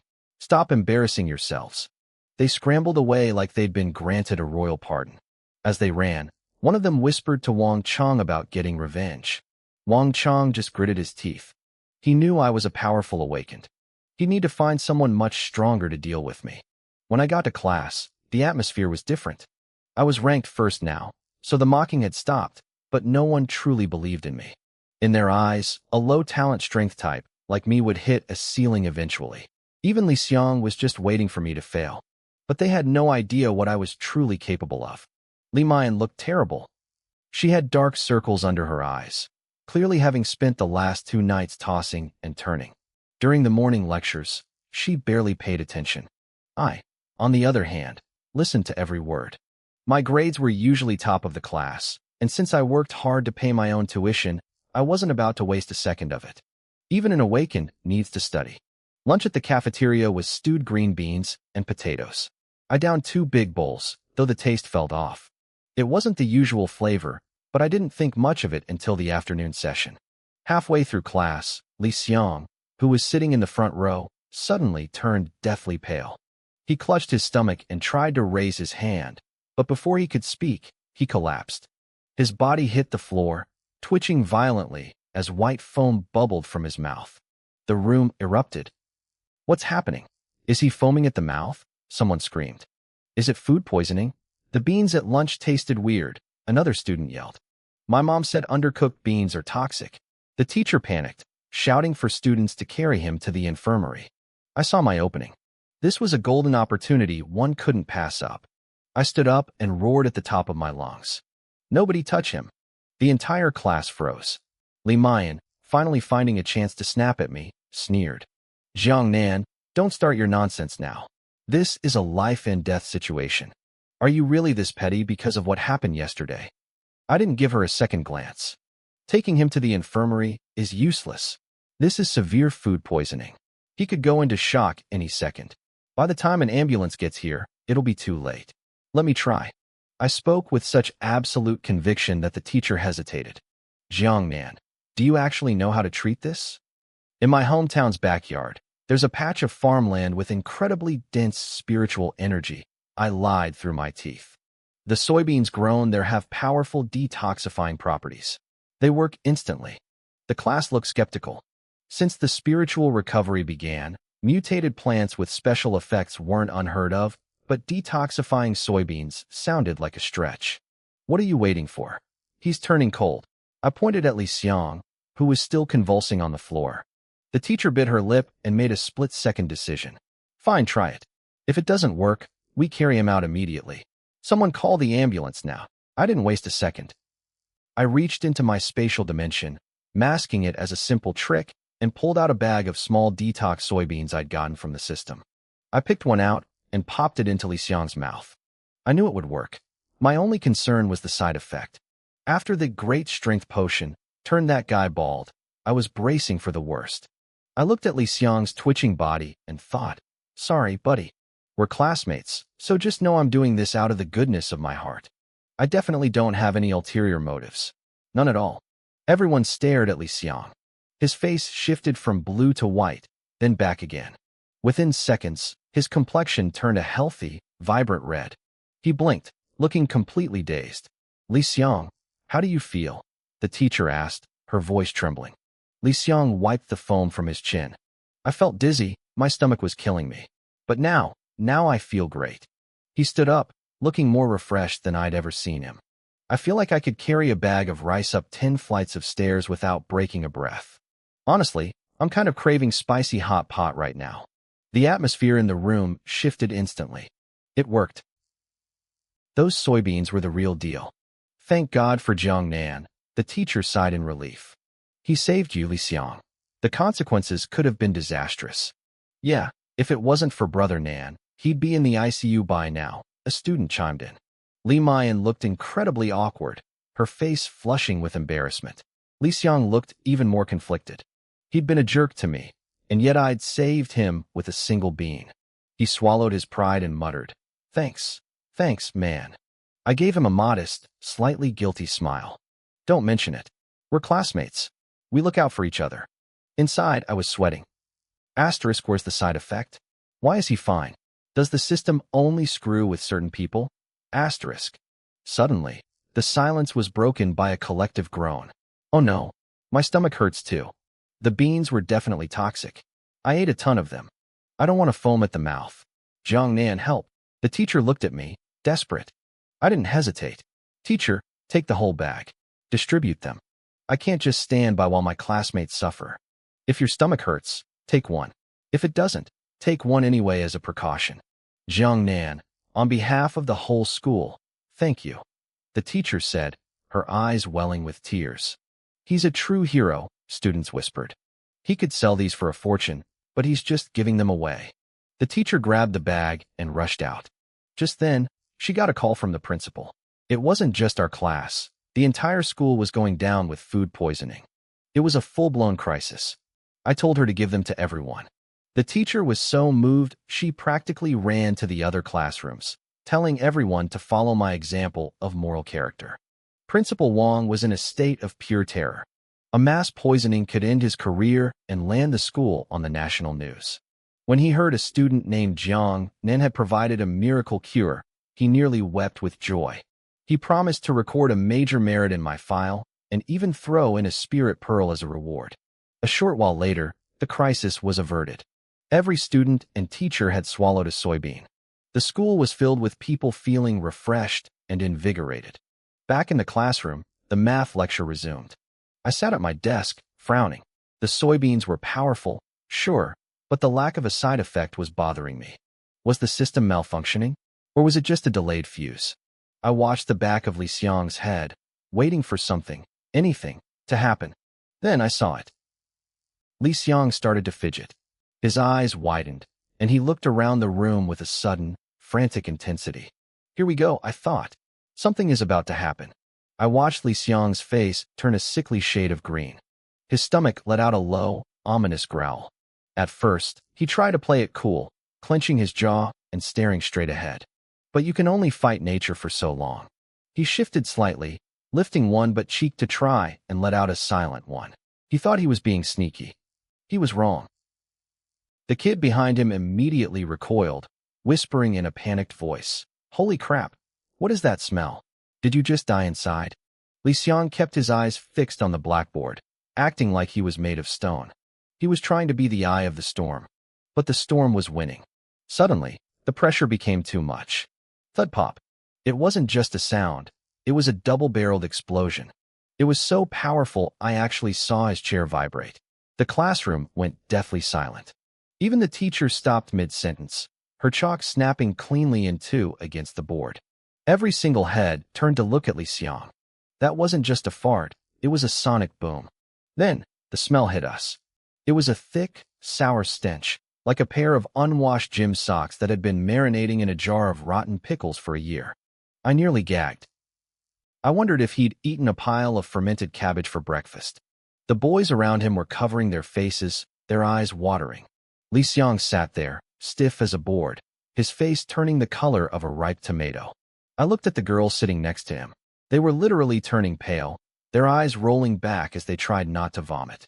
I felt a sudden pang of guilt. Was this the side effect of my miracle soybeans? It wasn't me, I told myself. The teacher made them eat it. I'm innocent. The teacher, a veteran of many classroom disasters, tried to regain control. She cleared her throat, tapped the blackboard, and told us to get back to work. But the air in that room was no longer breathable. Then, the fairy, Li Mayan, started to look distressed.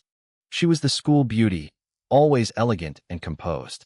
Right now, she was gripping her pen so hard her knuckles were white. She was trying to use fairy magic to keep the gas inside, but the soybeans didn't care about her reputation. She tried to control the release, but instead of silence, a long, melodic, sliding note escaped. It sounded like a broken trombone playing a sad jazz solo. "Don't fight it, goddess," I whispered loudly. "It's bad for your internal organs. Just let it go." She snapped her pen in half. The embarrassment in the room was reaching a breaking point. But she was just the beginning. Suddenly, the whole classroom turned into a symphony. Someone would cough, followed by a pft. Someone would shift their desk, followed by a bang. It was an orchestral performance of gas. People were dropping books and slamming water bottles just to cover the sounds of their own bodies betraying them. I couldn't help it. I started tapping my desk, keeping rhythm with the explosions. The other students looked at me with pure, unadulterated hatred. "Is it just me?" One student gasped, wiping tears from his eyes. "Or is it really hot in here? Can we please open a window?" We scrambled to throw the windows open. A visible cloud of white vapor actually drifted out of the classroom. Outside, an old janitor was sweeping the walkway. He looked up, caught a whiff of the breeze coming from our room, and nearly collapsed on his broom. My system notifications started exploding. Grievance from Li Xiang plus 999. Grievance from Li Mayan plus 999. The list kept scrolling. It wasn't just my class. The entire school was currently experiencing a synchronized gas leak. Li Xiang stood up, his face dark. "Teacher, bathroom. Now." The teacher looked at me with a look of pure resentment. She knew exactly who to blame. "Go," she sighed. "Everyone just go." It was a stampede. The classroom emptied in seconds as students sprinted toward the toilets like they were running for their lives. I sat there alone, rubbing my chin. So, the soybeans cured the poison, but the toxins had to leave the body somehow. And they were leaving with extreme prejudice. Then, my own stomach did a somersault. I remembered the beans I had for lunch. I wasn't safe either. I pulled out one of my own soybeans, looked at it with dread, and swallowed it. It tasted like chicken, but I knew what was coming. I stood up and walked into the hallway. The air out there was even worse. I saw a girl with long, beautiful hair walking ahead of me. Suddenly, she froze. Her short skirt fluttered upward as if hit by a sudden gust of wind, and her long hair billowed behind her. I stopped in my tracks. "Wow," I said. "The wind is really picking up in this hallway, huh?" She spun around, her face glowing with shame, and sprinted away. I guess even fairies have a little extra exhaust sometimes. I sighed and headed for the bathroom. It was going to be a long afternoon. The sight of the crowd and the agonized roars coming from inside the restroom left me speechless. The place was absolutely overrun. I fought my way through the sea of bodies, and when I finally squeezed inside, the scene shattered my worldview. Every single stall was occupied, but did that stop these geniuses? Not a chance. A row of students were half-squatting over the urinals in a posture that defied human biology. Their facial expressions could only be described as ecstatic agony. I was stunned. I guess the old saying was true. You really can't let yourself be killed by holding it in. One guy nearby was stomping his feet in desperation, banging on a stall door. "Hurry up, man. Move it. What's the rush?" A voice groaned from inside. "I'm not done yet." Another student waiting in line looked surprisingly calm, even smiling. A classmate with a bright red face turned to him, confused. "Aren't you in a hurry?" The guy replied nonchalantly. "A minute ago, I thought it was just a fart." It wasn't. The crowd instantly cleared a 3-foot radius around him, looks of pure horror on their faces. I looked away, ashamed for him. When you're dealing with the cleansing effects of my soybeans, you can never trust a fart. It's always lying to you. I waited until I couldn't take it anymore. My stomach was screaming. Using my space element power, I initiated a short-distance teleport. Zip! I reappeared directly inside a locked stall. A piercing scream erupted from the guy who was already in there. He nearly fell face-first into the porcelain. He was just trying to release his internal pressure in peace, and suddenly a whole person appeared in front of him. "Holy crap! Teleporting to take a dump?" someone yelled from outside. "My idol is on another level." "Is that how you use a space ability?" Another voice chimed in. "I thought all space users were registered with the government because they can rob banks so easily. But our god uses it to skip the bathroom line." I ignored them and focused on my own battle. The guy in the stall with me was trembling. Boss, please don't stare at me. I can't go if you're watching." I raised an eyebrow. "Can't go? Want me to help you?" Grievance from Ma Long plus 999. After a grueling struggle, I finally finished. I teleported out of the war zone and headed straight back to the classroom. I forgot one thing, though. I left the stall door locked from the inside with no one in it. The people outside were pounding on the door until their fists were bruised and their voices went hoarse, but I was already long gone. Grievance points plus 500, plus 600. I thought classes would resume, but the school made a sudden announcement. School was canceled for the day. The reason? The infrastructure couldn't handle the biological disaster. Half the students had to go home to shower and change their pants, while the rest were left to self-study. I sat in my seat, feeling incredibly innocent, burying my face in my practice exams to avoid the resentful glares of my classmates. As soon as the bell rang, I bolted.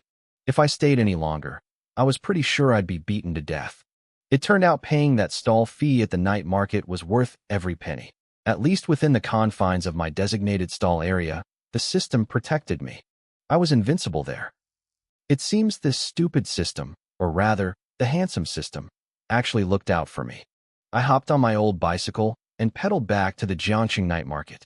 When I arrived, I was stunned by the massive crowd. What was going on? Why was it so packed? As I tried to shove my way through, someone spotted me. "Look, the bald-headed kid is here." I didn't wait for nothing. I thought he wasn't coming today. The crowd parted like the Red Sea, creating a direct path to my stall. It clicked then, my social media post from yesterday had gone viral. The brick-smashing video was a hit. These people were bored netizens who had finished dinner and come out to see the circus act in person. My eyes lit up. This wasn't a crowd. This was a gold mine. I spread out my stall mat, lined up 10 bottles of Farmer's 3 punches, and sat on my small stool. I had a stack of red bricks piled behind me for effect. Without a word, I grabbed a brick and slammed it against my forehead. Crack! It shattered into dust. Whoa, he really did it. Boss is a beast. This is way better than the video. I stood up and addressed the crowd. "Do you want to be like me? Breaking bricks with your head?" Kicking durians? Ripping manhole covers apart with your bare hands? Drink this farmer's 3 punches, and if I can do it, so can you. A voice jeered from the back. Is this for real? You're selling God water? You're blowing so much smoke you're gonna make the village cows pregnant. Despite the heckling, someone actually stepped forward. How much per bottle? 10,000 yuan, I said flatly. No bargaining. Are you kidding? That's straight-up robbery. I'll take one. The crowd went silent. A guy wearing a white t-shirt with long, flowing hair stepped forward. He was as thin as a bamboo pole and was holding a professional live-streaming rig. He slapped down 10,000 in cash. On his phone screen, comments were flying. 666. Pure insanity. Vintage 1982 farmer's water. Refreshing and sweet. I realized he was a small-time influencer trying to leech off my viral fame. I took the money and handed him a bottle. He tossed his hair back with a flourish. Brother, if I drink this and it doesn't work, we're gonna have a problem live on camera. My fans are watching. I curled my lip. If it doesn't work, you can take my head off and kick it like a soccer ball. The influencer laughed. Haha, you said it. Wait, why would I take your head off? That feels weird. Grievance from Su Yuan plus 451. He didn't overthink it and downed the whole bottle in one go. The crowd watched in anticipation. Suddenly, his head began to glow. A second later, the glow faded, leaving him completely, blindingly bald. The crowd erupted in laughter. The livestream comments were a mess. My eyes. He's a light bulb now. I'm watching this on my knees. Su Yuan let out a burp and instinctively tried to flip his hair. His hand swiped through empty air. Wait, where's my fringe? Where's my hair? I leaned in and put an arm around his shoulder. So? Does it work? Su Yuan looked like he was about to cry. Boss, I don't know if it works, but my hair is gone. That's not important, I said. What matters is, can you break a brick now? How is that not important? I'm bald. I don't want to break bricks. I want my hair back. I'm a beauty influencer. Grievance from Su Yuan plus 666. Only one way to find out if the money was well spent. Someone in the crowd shouted. Don't be a coward. Su Yuan hesitated. He was already bald. He might as well go all in for the followers. But looking at the solid red brick on the ground, he lost his nerve. Maybe we shouldn't. I can't have you ruining my reputation, I said. If you don't break a brick, people will say my product is a scam. Before he could react, I snatched up a brick and slammed it down onto his shiny new bald head. Crack. The brick exploded into pieces. Grievance from Su Yuan plus 999. See? Your head is fine, right? I grinned. The crowd gasped. Su Yuan looked like a stiff breeze could knock him over. Yet he had just taken a brick to the skull without a scratch. Nothing to worry about. I shouted, and bam! I smashed another brick over his head. Grievance from Su Yuan plus 999. Look at this, everyone. A genuine, iron-headed warrior. Bam! Another one. Grievance from Su Yuan plus 999. I looked at the crowd and grinned, holding Su Yuan by the neck. The points were rolling in like crazy. Grievance from Su Yuan plus 999. I was starting to get addicted to this. In just a few minutes, I had smashed over a dozen bricks against Su Yuan's head. He tried to squirm away, but I had him locked in a tight grip. There was nowhere for him to run. Damn it. If you want to break bricks, use your own head. Su Yuan yelled, his voice cracking. Why does it have to be mine? Yeah, it works, but it hurts like hell. Grievance from Su Yuan plus 999. The onlookers were stunned. They couldn't see the grievance points floating in the air, but they could see this scrawny influencer drinking a bottle of water and suddenly becoming invincible. Even if he was a paid actor, you'd need real skill to take that kind of punishment. Looking at Su Yuan's miserable face, there was no way he was faking the pain. The livestream chat was exploding. People were losing their minds, laughing at Su Yuan's pathetic expression while wondering if the water was actually a miracle drug. Some big spenders even started sending expensive virtual gifts. One bottle is 10,000? I'll take one, someone shouted from the crowd. Me too. I'm already bald anyway. What do I have to fear? I chuckled under my breath. Cash only, guys. I wanted to see what would happen if I held the physical cash myself. The system's 9.99 to 0.01 split was a joke, and I wasn't about to let it rob me blind without a fight. Business was booming. Su Yuan thought I'd finally let him go while I collected the money, but I kept smashing bricks on his head with my free hand while counting the bills. The grievance points never stopped flowing. Just as things were peaking, a familiar face appeared. It was the bald thug from before, the one I'd beaten black and blue. This time, he wasn't alone. He had brought 7 or 8 lackeys, and leading them was a man with a jagged scar across his face. Behind them, another 30 guys armed with clubs marched through the market like they owned the place. "Brother Ba, it's all up to you," the bald thug whispered, pointing at me. "This kid humiliated us last night." Scarface sneered. "Useless trash. I'll show him how a real man handles things." "Be careful, Brother Ba," the bald thug warned. "The kid is weird. I think he's an awakened." "So am I," Scarface said dismissively. "I'll crush him." Scarface wasn't just some random thug. He had awakened a beast-type ability years ago during a street fight and had built a reputation for being a brutal fighter. He pushed through the crowd, ready to strike, but then he stopped dead in his tracks. He watched as I casually held a man in a headlock, rhythmically smashing red bricks against his skull. Brick dust was flying everywhere. The crowd wasn't screaming in terror, they were cheering. Scarface's face went pale. The thugs behind him felt their legs start to shake. If one of those bricks hit them, they'd be in the ICU for a month. Chong." Scarface turned to the bald thug. "I think I ate too much for dinner. My stomach is acting up. I won't be able to use my full strength. Maybe we should come back tomorrow?" The bald thug blinked, confused. "Ate too much? But you just said you wanted to finish this quickly so you could get home for dinner." Scarface's expression tightened. "Then, I must have eaten too much at lunch." One of the younger lackeys spoke up innocently. "But Brother Ba, you didn't eat lunch either." Slap! Scarface smacked the kid across the face. "You talk too much." The kid clutched his cheek, looking terrified. Scarface quickly pulled out his phone. "Oh, hey honey. Yeah, I'm at the night market. I'm coming home to eat right now." "What? You want a pancake?" Sure. He turned around and started walking away so fast he was practically sprinting. The bald thug stared in disbelief. "Brother Bob, your phone is upside down. The screen is still locked." I let out a cold laugh. "Hey, you guys coming over here or what?" The bald thug jumped, his face twisting into a forced smile. No, we just came to, support your business, Brother Nan." He wasn't stupid. Even his big boss had chickened out. There was no way he was taking a brick to the face. The crowd jeered at them as they scurried away like rats. I didn't have time for them anyway. I had money to collect. In the blink of an eye, all 10 bottles were gone. "Boss, where did you get this stuff?" a customer asked, amazed.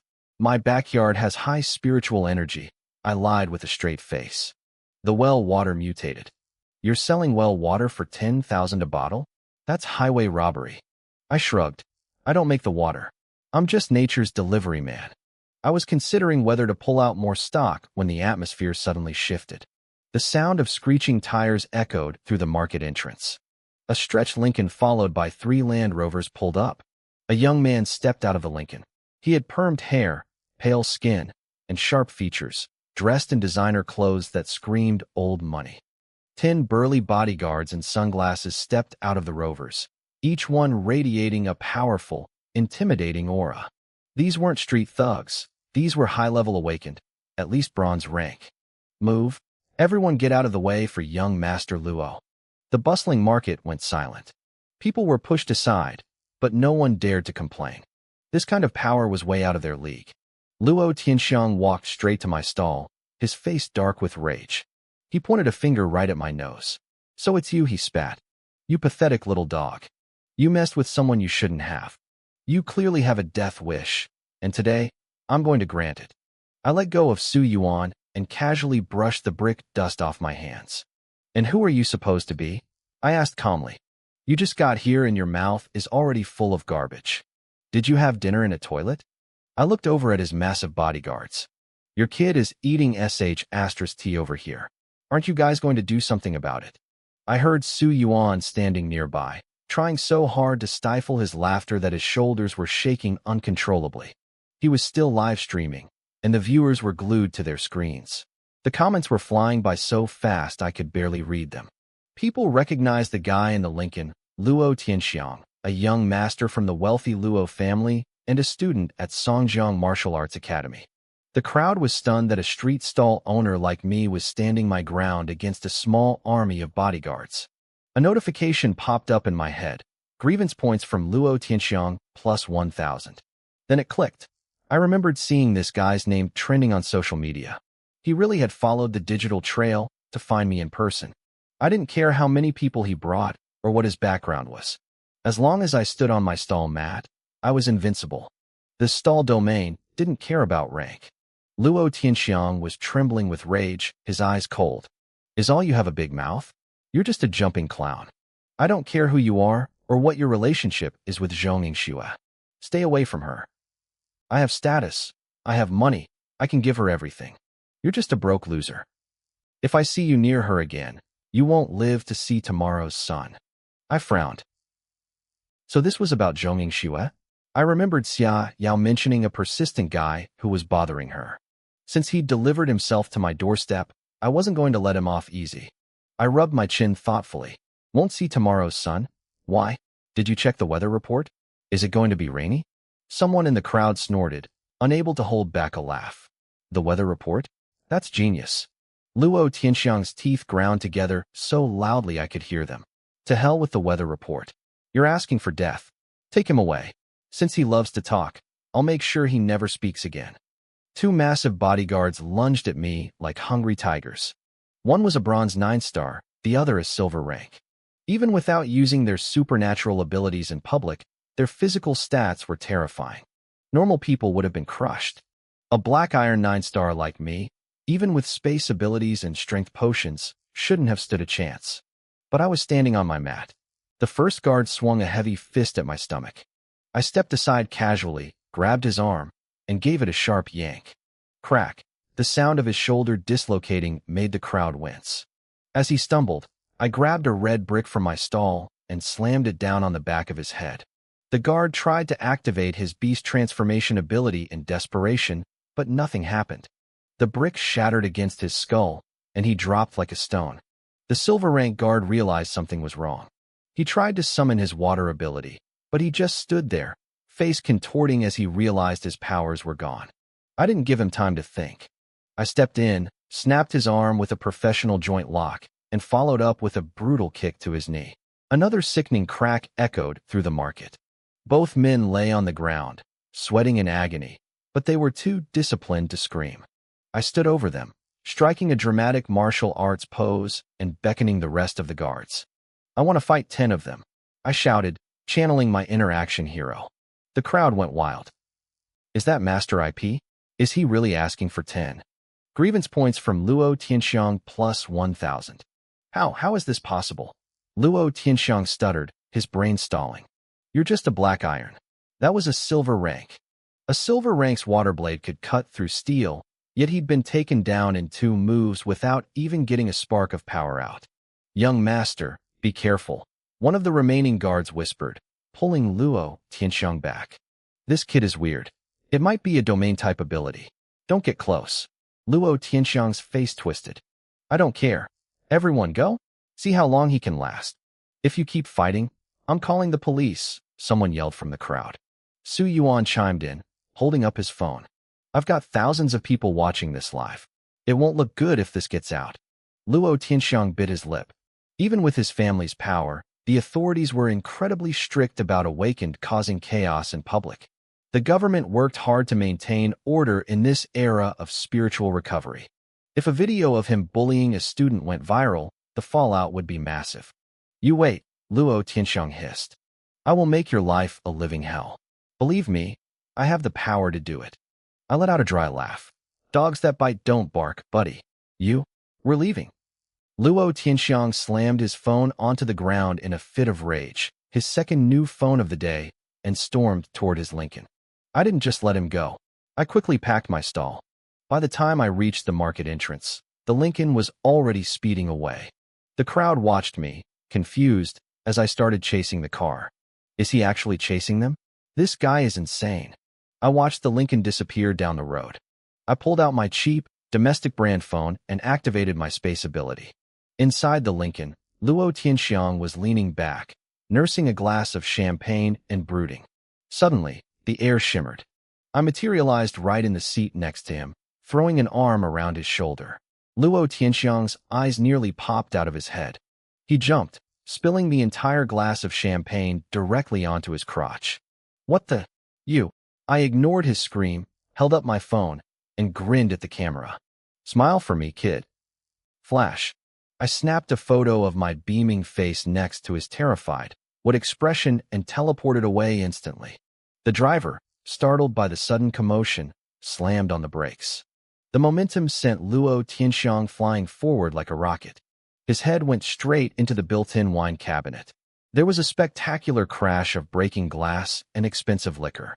Before he could even pull his head out, the Land Rover following them failed to stop in time and rear-ended the Lincoln.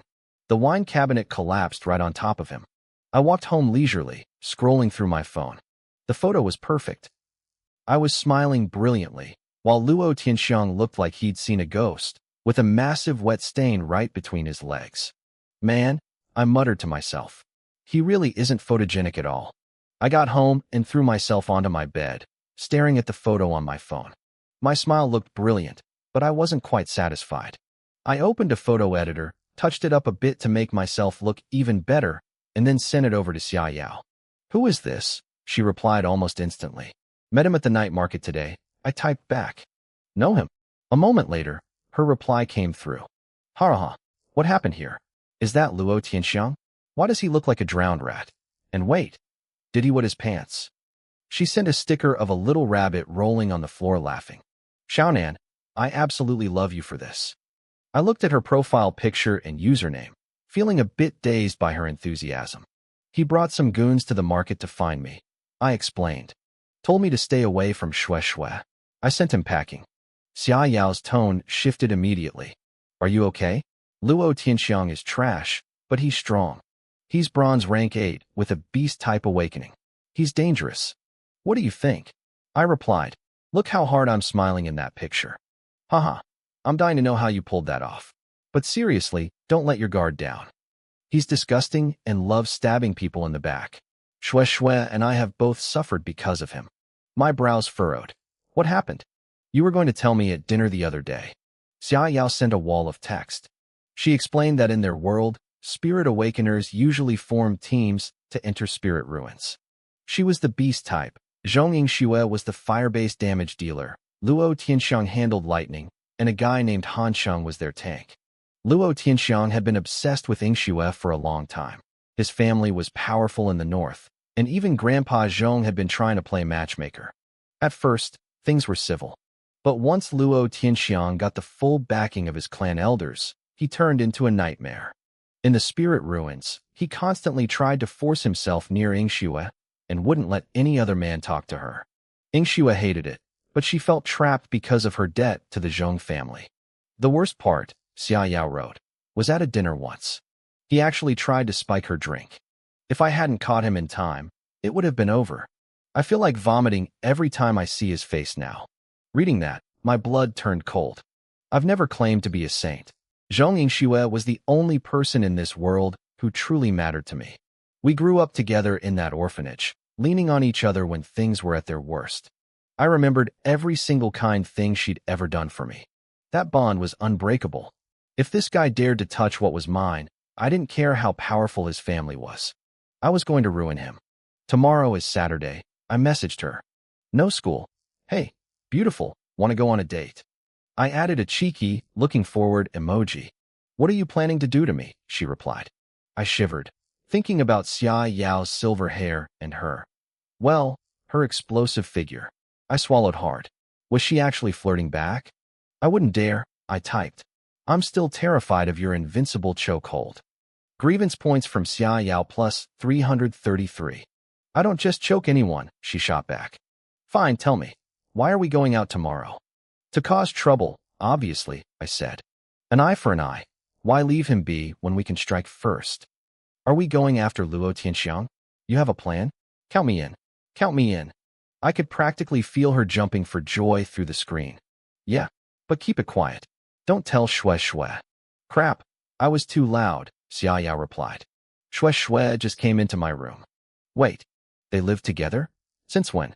My mind started racing. Had Xia Yao already made her move? I felt like I'd stumbled onto a massive secret. Can't talk. Pick you up at your place tomorrow morning. Across town, Zhong Yingxua stood in the doorway of Xia Yao's room in a white silk nightgown, rubbing her sleepy eyes. Yao, what are you screaming about in the middle of the night? Go to sleep. Xia Yao pouted playfully. I had a nightmare. I'm scared. Shue shue, sleep with me tonight. Yingxua stared at her blankly. In your dreams. She turned around and slammed the door. Cold as ice. Back in my room, I started mapping out the plan. A wicked smile crept across my face. I checked my grievance point balance. Over 700,000. Most of it came from my lovely classmates after the stinky tofu incident. That stuff was a goldmine. Time for a 10 pull, I muttered. Thank you for your patronage.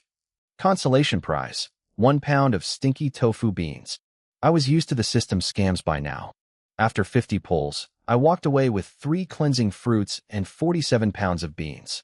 The beans were now unlocked in the system shop for 200 points each. I didn't even have the energy to complain. I did 2 more 10 pulls, 1 more fruit, and 19 more consolation prizes. But the last one was new. Consolation prize, 1 bundle of spirit leaks. Effect, makes you more masculine and happier. Lasts for 3 days and 3 nights. A must-have for men and women alike. I stared at the screen, stunned. Spirit leaks? This was just a magical version of the little blue pill. 3 days and 3 nights without stopping? That was terrifying. Part of me wanted to fry them up with some eggs just to see what happened, but I chickened out. This was a matter of lifelong health. I couldn't risk it. I took out the 4 cleansing fruits I'd won and ate them like a hamster snacking on seeds. I could feel my talent improving, and my cultivation surged to the peak of black iron rank 10. I was 1 step away from bronze. But by the time I finished the last fruit, the feeling stopped. I'd hit the limit. Even cleansing fruits had diminishing returns. Naturally, they appeared in the shop immediately after, 100,000 points each. Not cheap. I took a deep breath and opened my space storage to check my earnings from the night market. A second later, a blood-curdling scream echoed through the house. The 100,000 yuan I'd made from the farmer's 3 punches water had been taxed by the system at its usual 99.9% rate. I had exactly 1,000 yuan left in my pocket. On the bright side, my skill points had jumped to 1,013. My scream was so loud it woke up my sister, Zhou Yuqing. She probably thought I'd slammed my toe into a cabinet or dropped my phone on my face. I looked at my skill panel. Skill, Unarmed Combat, Master, LV1. Skill, Brick to the Face, LV0. I blinked. Brick to the face was a skill? Was the system serious? Could you really turn throwing a brick into an art form? I realized it must have triggered when I smashed that thug earlier. Whatever, I muttered. Let's max it out. I dumped 100 points into it. Skill, Brick to the Face, Master, LV1. Instantly, a flood of information rushed into my brain. I was wrong. A simple red brick really could be a masterpiece of destruction. This wasn't just a move, it was high art. I didn't let my remaining skill points go to waste. I dumped every single one of them into Unarmed Combat. The level jumped instantly to Master level 91. I stared at the screen, waiting for it to break through to the next tier, but nothing happened. It turned out that once you hit this level, every single upgrade cost 10 skill points instead of 1. Are you kidding me? I muttered to the empty room. The system didn't even give me a warning. Now, I was left with a pathetic 3 skill points. Frustrated and exhausted, I eventually drifted off into a restless sleep. The next morning, I woke up early. I was in the courtyard brushing my teeth when I heard a massive commotion coming from the entrance of the alley. I had a gut feeling I knew what it was. I rinsed my mouth, threw on some clean clothes, and hurried out. Parked right at the mouth of the narrow alley was a Koenigsegg Agera, shimmering in a brilliant shade of ghost blue. Xia Yao was leaning against it. She looked incredible, sunglasses on, light-colored skinny jeans hugging her long legs, and a stylish denim jacket over a crop top. A white beret tucked away her short silver hair. The neighborhood elders were out in full force, gossiping and staring. Even my sister, Zhou Yuqing, was there, looking on with wide eyes. That girl is stunning, one old lady whispered. And look at that car. My son says it costs a fortune. What is someone like her doing here? Another asked. She must be lost. Zhou Yuqing watched curiously until she spotted me walking toward the car. Brother Lin Yuan? Where are you going? You don't have classes today, do you? I gave her a quick smile. I'm meeting a friend. We have some business to take care of. Before she could ask anything else, Xia Yao spotted me. She started waving frantically. Xiao Yuan. Over here. Lin Yuan. I sighed. How could I miss her? She was practically glowing. Zhou Yuqing's jaw dropped. She looked back and forth between me and the beautiful girl in the supercar, her brow furrowing. I could tell her mind was racing. She was probably wondering how I knew someone this rich, and if I was planning to move out of our rental and leave her behind. Girls her age always overthink things. The elders were just as stunned. I walked up to Xia Yao, feeling the weight of 100 stairs. I thought you said we were going undercover? This is a 11 million yuan ghost blue Koenigsegg. Xia Yao just giggled and reached out to ruffle my hair. My buzz cut had grown in a bit, and she seemed to love the texture. I am being subtle, she insisted. If I drove the big G-Wagon, my sister would have spotted me instantly. I spent forever choosing this little blue one. A little blue one. I stared at her. You have more of these? I looked her dead in the eyes, my expression completely serious. Listen, I've decided I don't want to work hard anymore. Are you looking for a house husband? Please consider me. Grievance from Xia Yao plus 333. Stop being a brat, she laughed, blushing slightly. Get in the car. Under the watchful eyes of the entire neighborhood, the scissor doors swung open and I slid into the leather seat. The engine roared to life, and we sped off. The alley road was uneven, and I winced every time I heard the bottom of the chassis scrape against the pavement. That sound hurt my soul, but Xia Yao didn't seem to care at all. So, she said, her eyes gleaming with excitement. Tell me the plan. I flashed a wicked grin. Where is Li Mayan right now? Probably at home, she answered immediately. He's supposed to head to the Li Group headquarters later today. I did my homework. Perfect, I said. Let's head to his house first. Aye aye, Captain. We pulled up near the entrance of the luxury villa district. I stayed in the car and pulled out my phone to open a food delivery app. Xia Yao leaned over, curious. Order me some meat buns while you're at it, she said, before handing me a brand new iPhone 11. I blinked. What's this for? It's a gift, she said casually. I told you I'd get you a new one. I leaned back into the expensive seat, holding the phone. Man, it feels so good to be a pampered man. Grievance from Xia Yao plus 666. Her face turned bright red. She leaned in close to my ear and blew a soft breath against my skin. I've got plenty of soft rice for you to eat, little brother.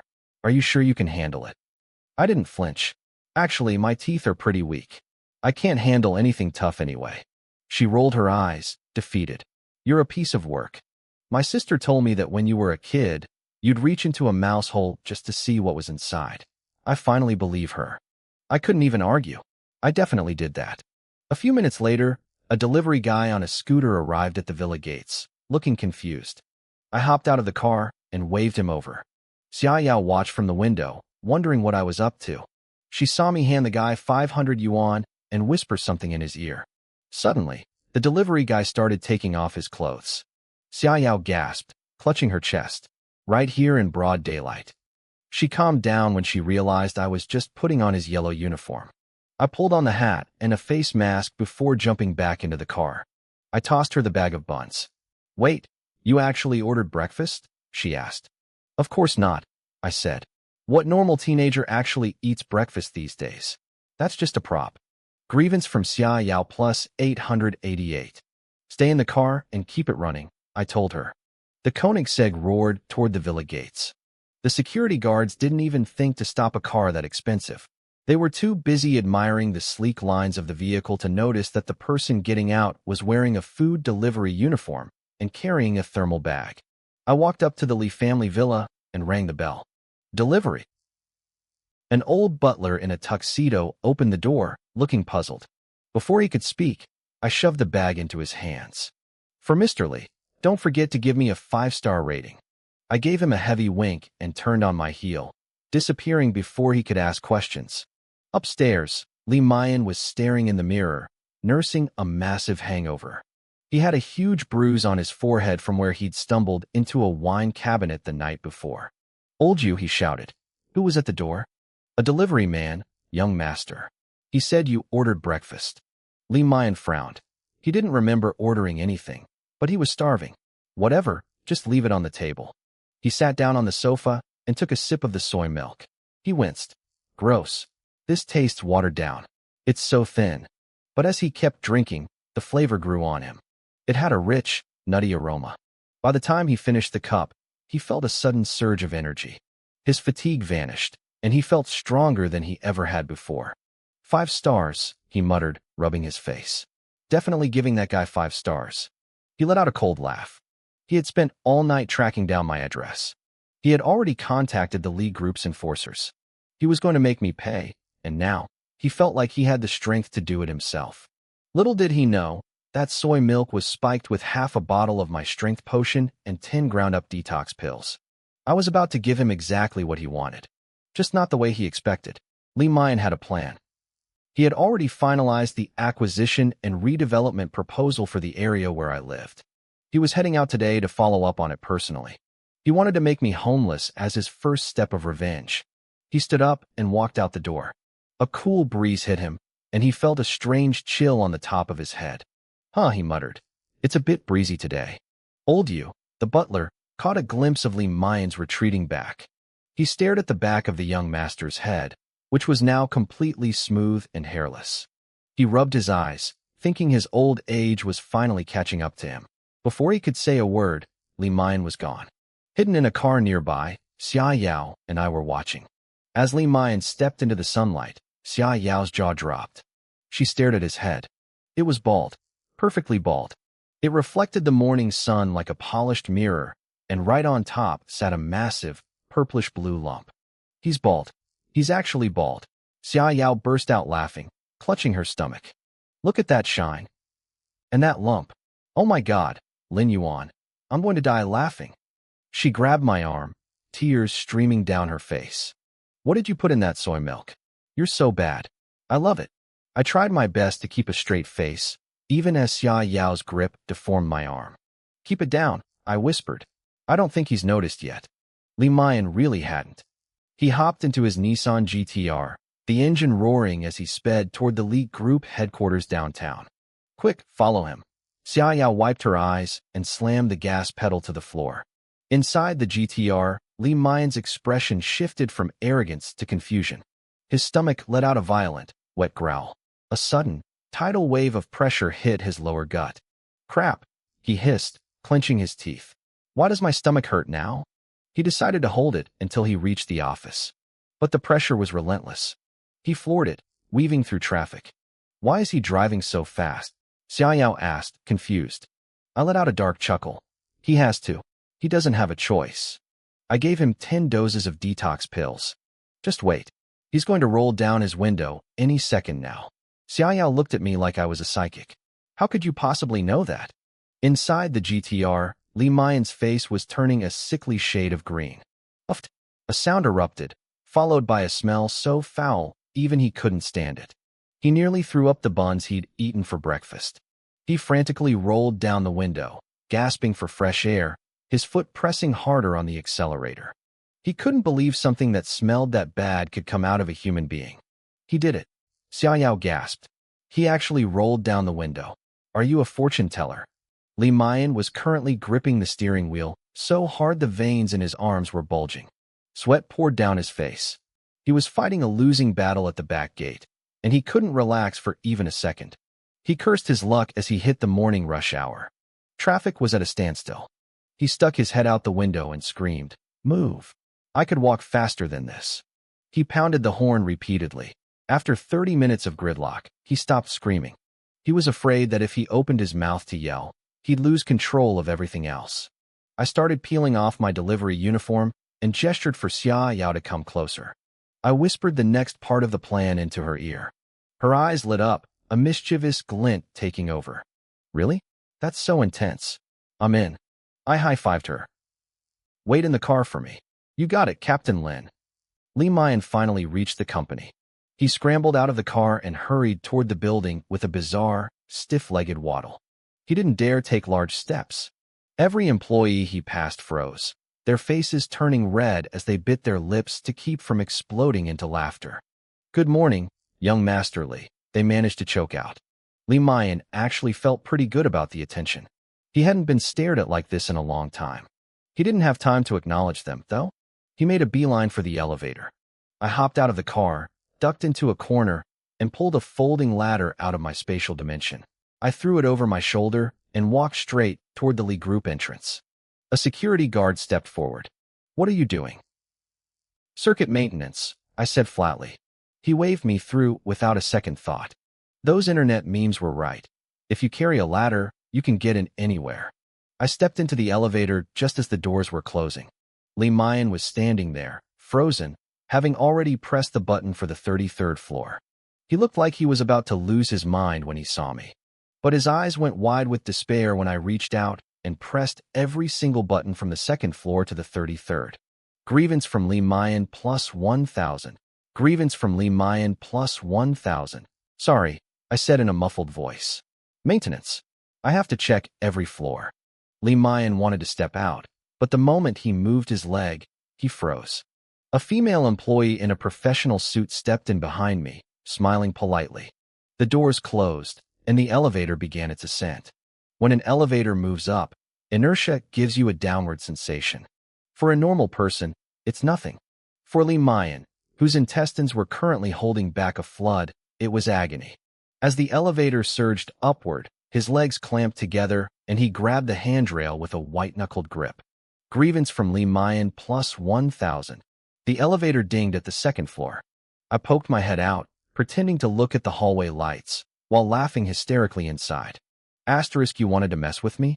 You wanted to bully Zhongying Xue? Welcome to your nightmare. Asterisk. The doors closed again. Lee Mayan glared at me with pure hatred. But as he looked toward me, his eyes caught his own reflection in the polished stainless steel of the elevator door. He saw a bald head with a massive, glowing purple lump. He froze. Who is this sweaty, bald idiot? Then it hit him. That's me. Grievance from Lee Mayan plus 1,000. His grievance list was refreshing like crazy. He realized then that there was something wrong with that soy milk. He was about to explode at me, but the elevator moved again. He groaned, his hand crushing the metal handrail until it started to deform. I could hear his teeth grinding together. Maybe 10 pills was a bit much, I thought. The elevator stopped at every single floor. Lee Mayan watched the numbers crawl toward 32, his face a mask of pure suffering. Just as victory was in sight, I calmly pulled out my phone and sent a quick command. Clack. The power to the entire building cut out. The elevator shuddered and jammed right between the 32nd and 33rd floors. Lee Mayan's eyes went wide. He started swearing under his breath, a string of words I couldn't even repeat. The female employee panicked for a second, but quickly used the emergency phone. What? It'll take half an hour to fix. Lee Mayan heard this and went pale. Half an hour? He was at the end of his rope right now. He literally ripped the handrail off the wall and turned to us, his voice a desperate growl. Both of you turn around. Now. The woman looked confused. Young Master Lee, what's wrong? I had a very bad feeling about this. My eyes widened in genuine horror. Wait, he isn't actually going to. Lee Mayan didn't care anymore. He couldn't hold it for another 30 seconds, let alone 30 minutes. Ew. You pervert, the woman shrieked, spinning around instantly. I watched in terror as the inevitable happened. Luo Tianxiang didn't waste another second. He dropped into a crouch right there in the elevator and prepared for the inevitable. My eyes widened. I couldn't believe he was actually doing this. I didn't panic. I quickly opened my hidden space dimension and pulled out a gas mask I'd prepared earlier. I strapped it onto my face in one smooth motion. Then, being a true gentleman, I handed a single tissue to the terrified female employee standing next to me. I pulled out my phone and hit record. The woman looked like she was losing her mind. She stared at my gas mask, then at the phone, then back at me. Are you serious right now? She hissed. Suddenly, the elevator erupted. It sounded like a drum corps meeting a firework factory. The smell hit a second later, but thanks to my mask, I was breathing easy. Luo Tianxiang's face finally relaxed into a look of pure, shameful relief. He probably never imagined he'd end up doing this in his own family's corporate elevator. Amidst the woman's horrified shrieks, Luo Tianxiang finally noticed me filming him. His eyes nearly popped out of his head. He wasn't stupid. He knew exactly what was happening. There are less than 10 space-type users in the entire world. Jiang Nan, he roared, his voice trembling with rage. You set me up? I'm going to kill you. I'll bury you alive. He was losing it. He tried to lung at me, but his current physical situation kept him pinned to the floor. He couldn't move without making the mess worse. I let out a cold laugh. You should probably worry about yourself first. Up in the security room, the guards watching the monitors were frozen in shock. They called their colleagues over to look. Seconds later, a voice boomed over the building's PA system. To the individual in the elevator, please show some basic human decency. Outside the elevator, the building was buzzing. Since the power was out, the employees had nothing to do but gossip. What's going on? What happened in the elevator? You didn't hear? Some absolute legend is using the elevator as a toilet. No way. That's incredible. What a hero. Luo Tianxiang grit his teeth so hard I thought they'd shatter. He ripped off his own shirt and wrapped it around his face. At this point, hiding his identity was his only priority. Jiang Nan, he hissed through the fabric. You will pay for this. I narrowed my eyes. I told you before, a dog that bites doesn't bark. Stop trying to mess with the orphanage. Stop your little schemes. If you don't, this video goes on every news platform in the country. Heir to the Luo group loses control in elevator. I bet people would pay a lot to see that. Luo Tianxiang was shaking with fury, but he was trapped. I had the leverage. I had my story, he had his background, and right now, his background was covered in soy milk and regret. Don't touch what's mine, I said. Then, with a flick of my wrist, I used my spatial teleportation and vanished from the elevator. I left behind a very confused woman and a man whose life was currently flashing before his eyes. As he was eventually rescued, Luo Tianxiang was likely debating 3 options: tell his dad, move to another country, or just leave this world entirely. Back at his office 3 hours later, Luo Tianxiang finally emerged from his private bathroom looking refreshed but hollow. As much as he hated me, he immediately called off the acquisition of the orphanage land. He had no choice. I held his reputation in the palm of my hand. Meanwhile, the cleaning lady entered his office bathroom and stopped dead. The toilet was shattered. Shards of porcelain were scattered everywhere like a grenade had gone off. She stared in awe. Were the awakened really this powerful? Could they really destroy a toilet just by using it? She didn't realize that my strength pill mixed with yellow bean laxatives created a truly explosive combination. I was walking down the street, feeling pretty satisfied. It turns out that when people are pushed to the edge, they really do lose all dignity. I made it back to the car where Xia Yao was waiting for me, looking excited. How was it? Did I cut the power at the right time? I grinned. Perfect. Luo Tianxiang won't be bothering us for a long time. She leaned in, curious. What did you even do in there? Why did you need the lights out? I gave her a wicked smile. You really want to see? She nodded like a little kid. Yes. Show me. I hit play on the video. Xia Yao's jaw dropped, and then she exploded into laughter. Jiang Nan, you are terrible. Oh my god, I actually feel bad for him. But he deserved it for bullying Shui. Hey, I chuckled. They don't call me a bad influence for nothing. If you enjoyed the show, leave a 5-star review. Send that to me right now. Xia Yao demanded. I couldn't say no, so I shared the file. As she drove me home, her expression turned serious. For real though, Jiang Nan, think about joining our team. It's safer for Awakened to explore spirit realms in a group. We'll kick out Luo Tianxiang and that idiot Han Cheng. With your space abilities, you'd be an absolute beast at crowd control. Shui would be happy to have you there too. I scratched my head. I'd love to, but I'm a senior in high school. I can't just transfer schools. Why not? She asked. I can make it happen. I knew she had the connections, but I shook my head. Suddenly dropping in wouldn't look good for your reputation. The Lingwu Academy is competitive. If I'm going to go, I want to earn my way in. She blinked, surprised. Earn your way in? How? My school has 3 exchange student spots every semester, right? The top 3 students in the final exams get sent to your school for advanced training. I'll just take one of those spots. My eyes lit up. It was a solid plan. I was already a top student in my regular classes, I just needed to brush up on my English. But the real challenge was the practical exam. We had to enter a spirit realm and hunt beasts. The problem? I'd never been in one. The closest one was in the Changbai Mountains, and the rules said you had to be at least Black Iron rank 5 to enter. I didn't even know what a spirit beast looked like. The finals are in a month, Xia Yao said, leaning in close to my ear. She blew a soft breath against my skin. If you get first place, I'll give you a big reward. A sweet, floral scent filled my nose, and I felt a sudden shiver run down my spine. Xia Yao. Yeah. Watch the road. Grievance points from Xia Yao plus 333. I'll think about it, I said, trying to regain my cool. If it's too hard, you could just move in with us, she teased. Shui and I rented a villa. You're just a little Black Iron rank 7. Wait, since when are you Black Iron rank 10? Her voice jumped 3 octaves. I rubbed my nose. Oh, I worked a little bit. I didn't want to try too hard, but you weren't giving me much choice. She gave me a skeptical look, but she was clearly stunned. A few days ago, I was rank 7. Now I was at the peak of Black Iron. How many secrets are you hiding? She muttered. She reached into her jacket, specifically into her shirt, and pulled out 2 glowing spirit beads.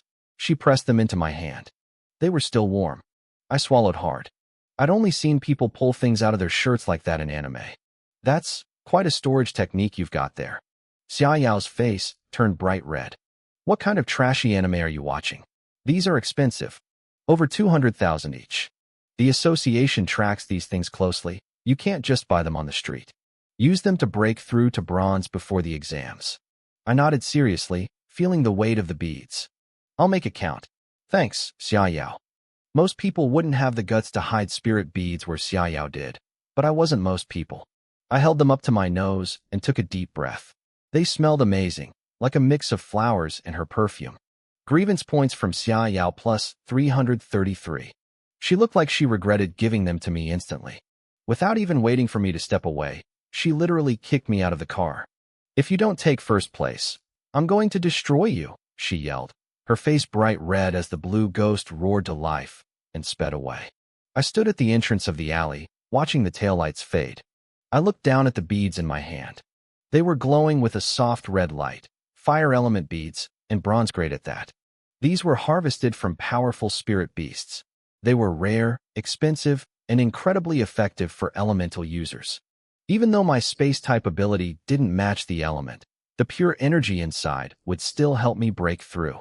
Xia Yao probably intended these for Zhong Yingxue, but she gave them to me instead. I decided to skip the night market for once. I needed to get stronger. Back at my place, I spent hours absorbing the energy.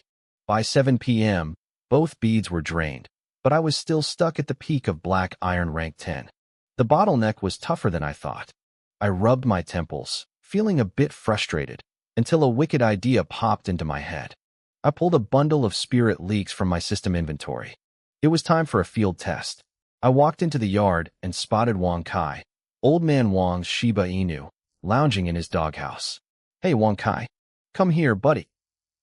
The dog trotted over, tongue lolling out happily. I patted his head and sighed dramatically. Look at you, man. I've lived here 3 years, and you're still a bachelor. It's pathetic. As your neighbor, I can't let your bloodline end here. I'm going to help you out. I pulled a ham sausage from my pocket, with a spirit leak tucked neatly inside, and handed it over. Wang Kai wolfed it down, his tail wagging like a propeller. He had no idea what he just ate. A moment later, Old Man Wang called out from his porch. Xiao Nan, have you eaten yet? Come join us. I'm good, Grandpa Wang. Just feeding the dog. I shouted back, feeling incredibly guilty. I scrambled back to my side of the fence and watched. After a few minutes, Wang Kai's eyes went wide. He started shaking with excitement. Suddenly, he bolted out of the yard like a furry missile, kicking up a cloud of dust as he charged toward Zhou Yi's house. He skidded to a halt in front of Guogua, a snow-white Pekingese resting under a tree. Their eyes met. The air practically sizzled. Wang Kai, Zhou Yuqing, who was picking vegetables in the garden, looked up in confusion. Guogua. The two dogs stared at each other for 10 intense seconds. Then, their faces turned beet red. Yes, even the dogs were blushing.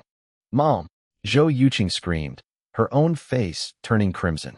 Gua Gua and Wang Kai are. I retreated into my room, feeling a sense of deep satisfaction. Good luck, Wang Kai. The spirit leaks are no joke. I lay on my bed and scrolled through Weibo. My follower count had jumped to over 30,000. 3 people had me on their close friends list. Zhong Yingxue, Xia Yao, using the edgy handle Moonlight Lone Wolf, and the streamer Su Yuan. Su Yuan had sent me a DM. Bro, why aren't you at the market today? My backyard is parched. I replied instantly, I'll be there tomorrow. Show up and I'll teach you how to kick a durian. Grievance points from Su Yuan plus 888. I chuckled and changed my username to I have it so hard.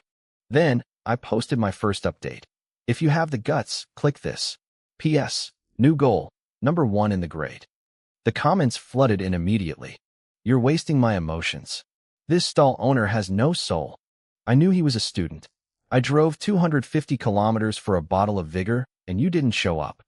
Zhong Yingxue commented, Xiaonan, you can do it. Xia Yao commented, eat my fist. I smiled. For the first time, I actually wanted to achieve something, for myself and for them. I tried to sleep, but the neighborhood went absolutely insane. Every dog in the district started howling like a werewolf. Wang Kai was the mastermind. Guo Guo was just the beginning. By midnight, he had moved on to Auntie Lu's house to woo her German shepherd. By morning, a crowd had gathered at Old Man Wang's door. Uncle Wang, you have to control Wang Kai. My dog was screaming all night. We haven't slept a wink. Wang Kai he's too much. One woman even nudged her husband. Look at Wang Kai, then look at you. You're useless. Why can't you be more like him? Old Man Wang stood there, completely bewildered. Meanwhile, Wang Kai strolled down the alley with a smug Shiba grin, followed by a parade of over 10 female dogs ranging from Tibetan Mastiffs to Chihuahuas. It was the peak of his canine life. I gave him a silent thumbs up from my window. The spirit leaks were powerful, but the side effects were terrifying. I decided to wait a few more days before trying them myself. That evening, I set up my stall at the Jiangqing night market. Along with the vigor potions, I added a bag of detoxifying small yellow beans. The vigor potions sold out instantly. Between the streamer's promotion and my Weibo post, business was exploding. But then, I saw familiar faces. The bald guy and the scarred guy were back. This time, they weren't leading a mob. They were following one man. He was nearly 2 meters tall, wearing a tight black t-shirt that barely contained his rock-hard, bronze muscles. He had a buzz cut and eyes like a hawk. He looked young, but he radiated pure pressure. Are you sure he's here? The man asked. Positive, Boss Wu, the bald guy chirped. We checked everything. The big man, Wu Liang, cracked his knuckles. If I don't give him a lesson, people will think our gang is soft. They reached my stall and stopped dead. Wu Liang stared at me, his jaw dropping. Holy crap, the god of destruction? He was a student at Jiangqing High too. He knew exactly who I was. He was there when I pulverized the testing machine. A slow, nasty grin spread across his face. Finally, a worthy victim. Wu Liang stood there, radiating pure aggression. If he hadn't missed the school physical exam, class 5-1 wouldn't be acting so smug right now.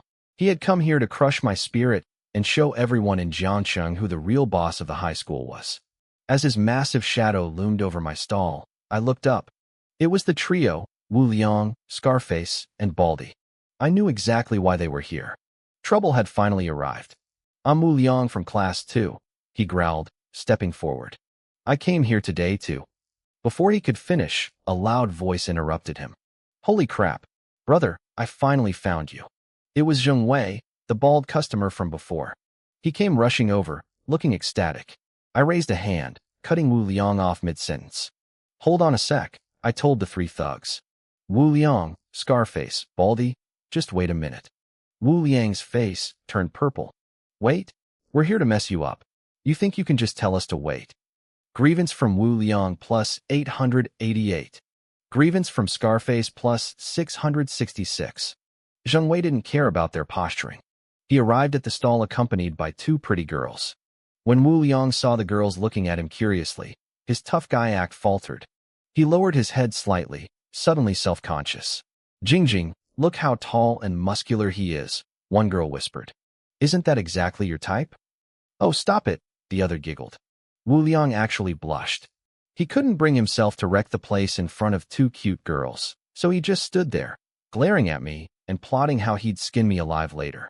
Zheng Wei, meanwhile, was acting like I was his long-lost brother. He lunged forward for a massive bear hug, which I barely dodged.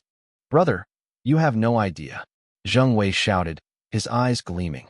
"After I drank your farmer's 3 punches, my run through the spirit realm was legendary. The loot I got was explosive. I came looking for you yesterday, but you weren't here." One of the girls added sweetly, "He's been thinking about you for days. He couldn't even eat or sleep." Wu Liang's face went even darker. "Jiang Nan, I came here today too." I said wait. I snapped, waving him off impatiently. Wu Liang looked like he was going to explode. "Damn it. We are here to beat you. Can you show some professional respect? Give us some face. This is getting really awkward." Grievance from Wu Liang plus 999. Zheng Wei ignored the tension and wiggled his eyebrows at me. "Do you have any more farmer's 3 punches? I want to buy in bulk." I grinned. Now we were talking business. "What's this? Not afraid of going bald anymore." "Baldness is nothing," Zheng Wei barked. "Strength is what matters. I'm a strength type awakened. With your water, I'm unstoppable. It's the perfect match." I realized he had tasted the power and was hooked. Part of me didn't want to sell to him because I wasn't getting any grievance points from a happy customer, but money was money. "How many do you want?" I asked. 100 bottles, Zheng Wei said without blinking. My eyes widened. 100? I'm selling. Who cares about grievance points when there's cold, hard cash on the table? I needed the money. Zheng Wei was beaming. I reached into my spatial dimension and pulled out 3 large jugs of the high-strength potion. Zheng Wei froze. It wasn't the potions that shocked him. It was the fact that I had just pulled them out of thin air. The 2 girls gasped, covering their mouths. Space type. It was like finding a gold bar on the sidewalk. Space type awakened were incredibly rare worldwide. Finding one running a flea market stall was unheard of. They looked at me like I was a hidden god. 3 jugs, I said, snapping them back to reality. "I'll charge you 1,000,000 yuan. The extra is on the house." "Deal." Zheng Wei shook off his shock and nodded frantically. "Deal? Yes. I'll transfer the money right now." I was vibrating with excitement.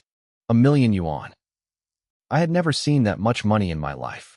Even though the system would take its massive cut and leave me with only 10,000, at least I could say I was a millionaire for a few seconds.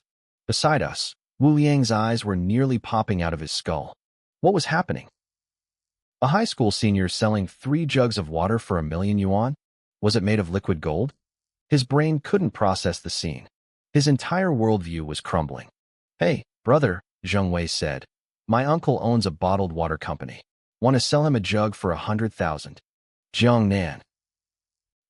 Wu Liang tried again. I glared at him. "Why are you so persistent? Are you a human or a parrot?"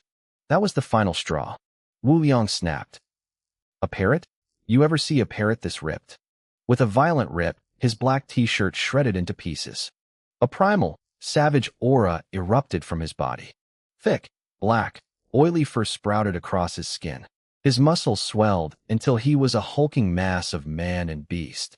"A half-bear," someone in the crowd screamed. The transformation was terrifying, like a werewolf movie, but with a bear. I watched with genuine curiosity. If my classmate Xia Yao's ability was also beast transformation, specifically a wolf, would she look this cool when she changed? I was actually looking forward to seeing it. "Let's go," I said, tilting my head toward a dark alley nearby. Wu Liang bared his razor-sharp fangs and cracked his massive paws. "Humph, at least you know where to die."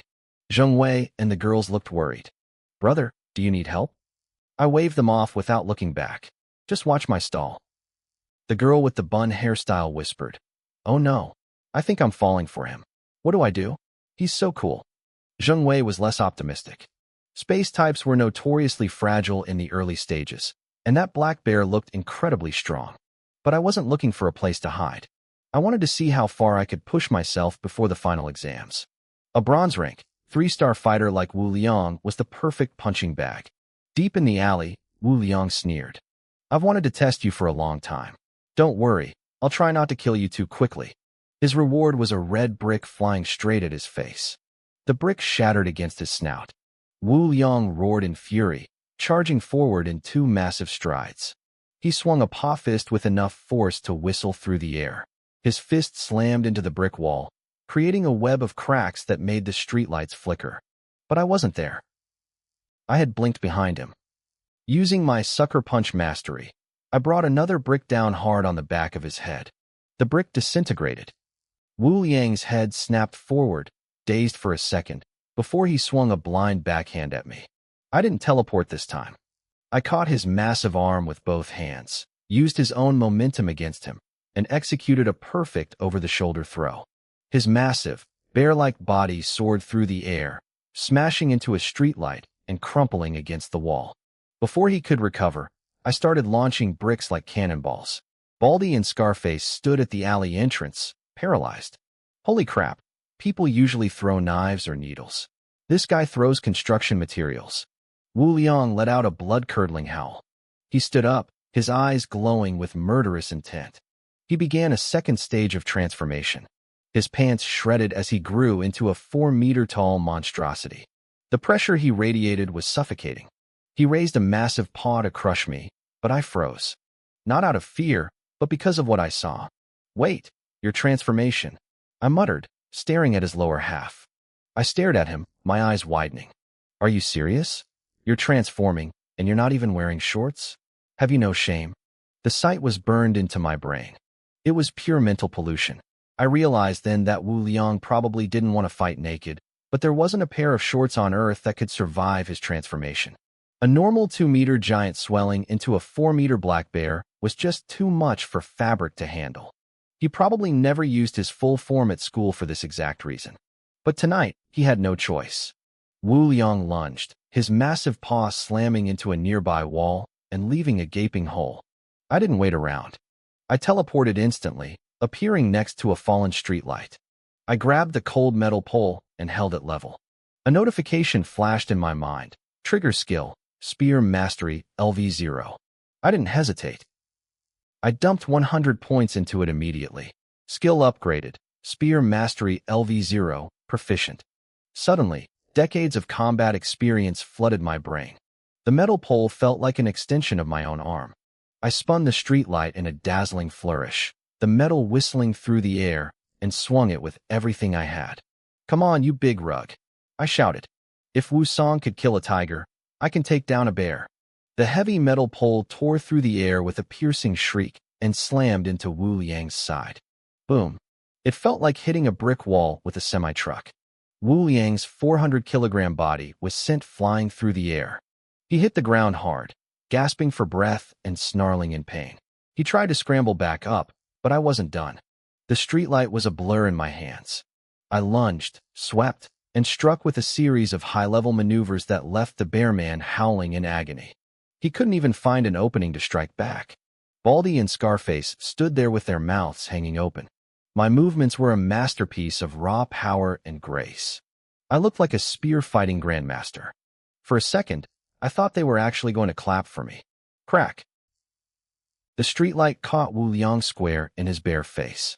His massive body crumpled, hitting the pavement with a heavy thud. I looked down at the pole in my hands. It was bent into a useless U-shape. This guy's defense was terrifying. Even after all that, he was still trying to crawl away. I didn't give him the chance. I teleported right onto his back, sitting on him like a saddle. I reached into my space and pulled out a red brick.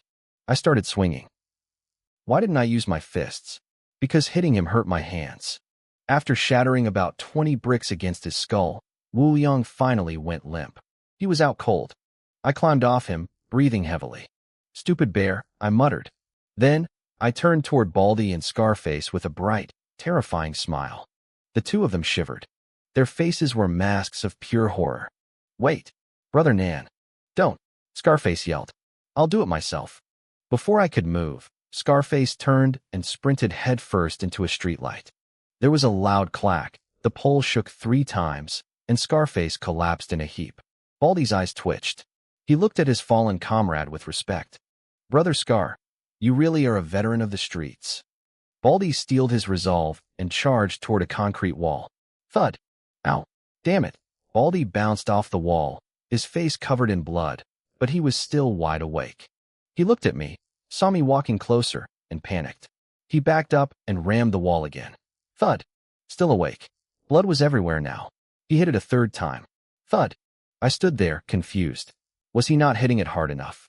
Scarface, who was supposed to be unconscious, peeked one eye open, saw Baldy's pathetic attempt to knock himself out, and closed his eye again in disappointment. Finally, Baldy looked at me, tears welling in his eyes. Brother Nan, could you give me a hand? I sighed, stepped forward, and delivered a swift backhand to his jaw. Baldy spun twice and hit the dirt. There. Now everyone was sleeping. I looked back at the unconscious Wu Liang, specifically at his waist.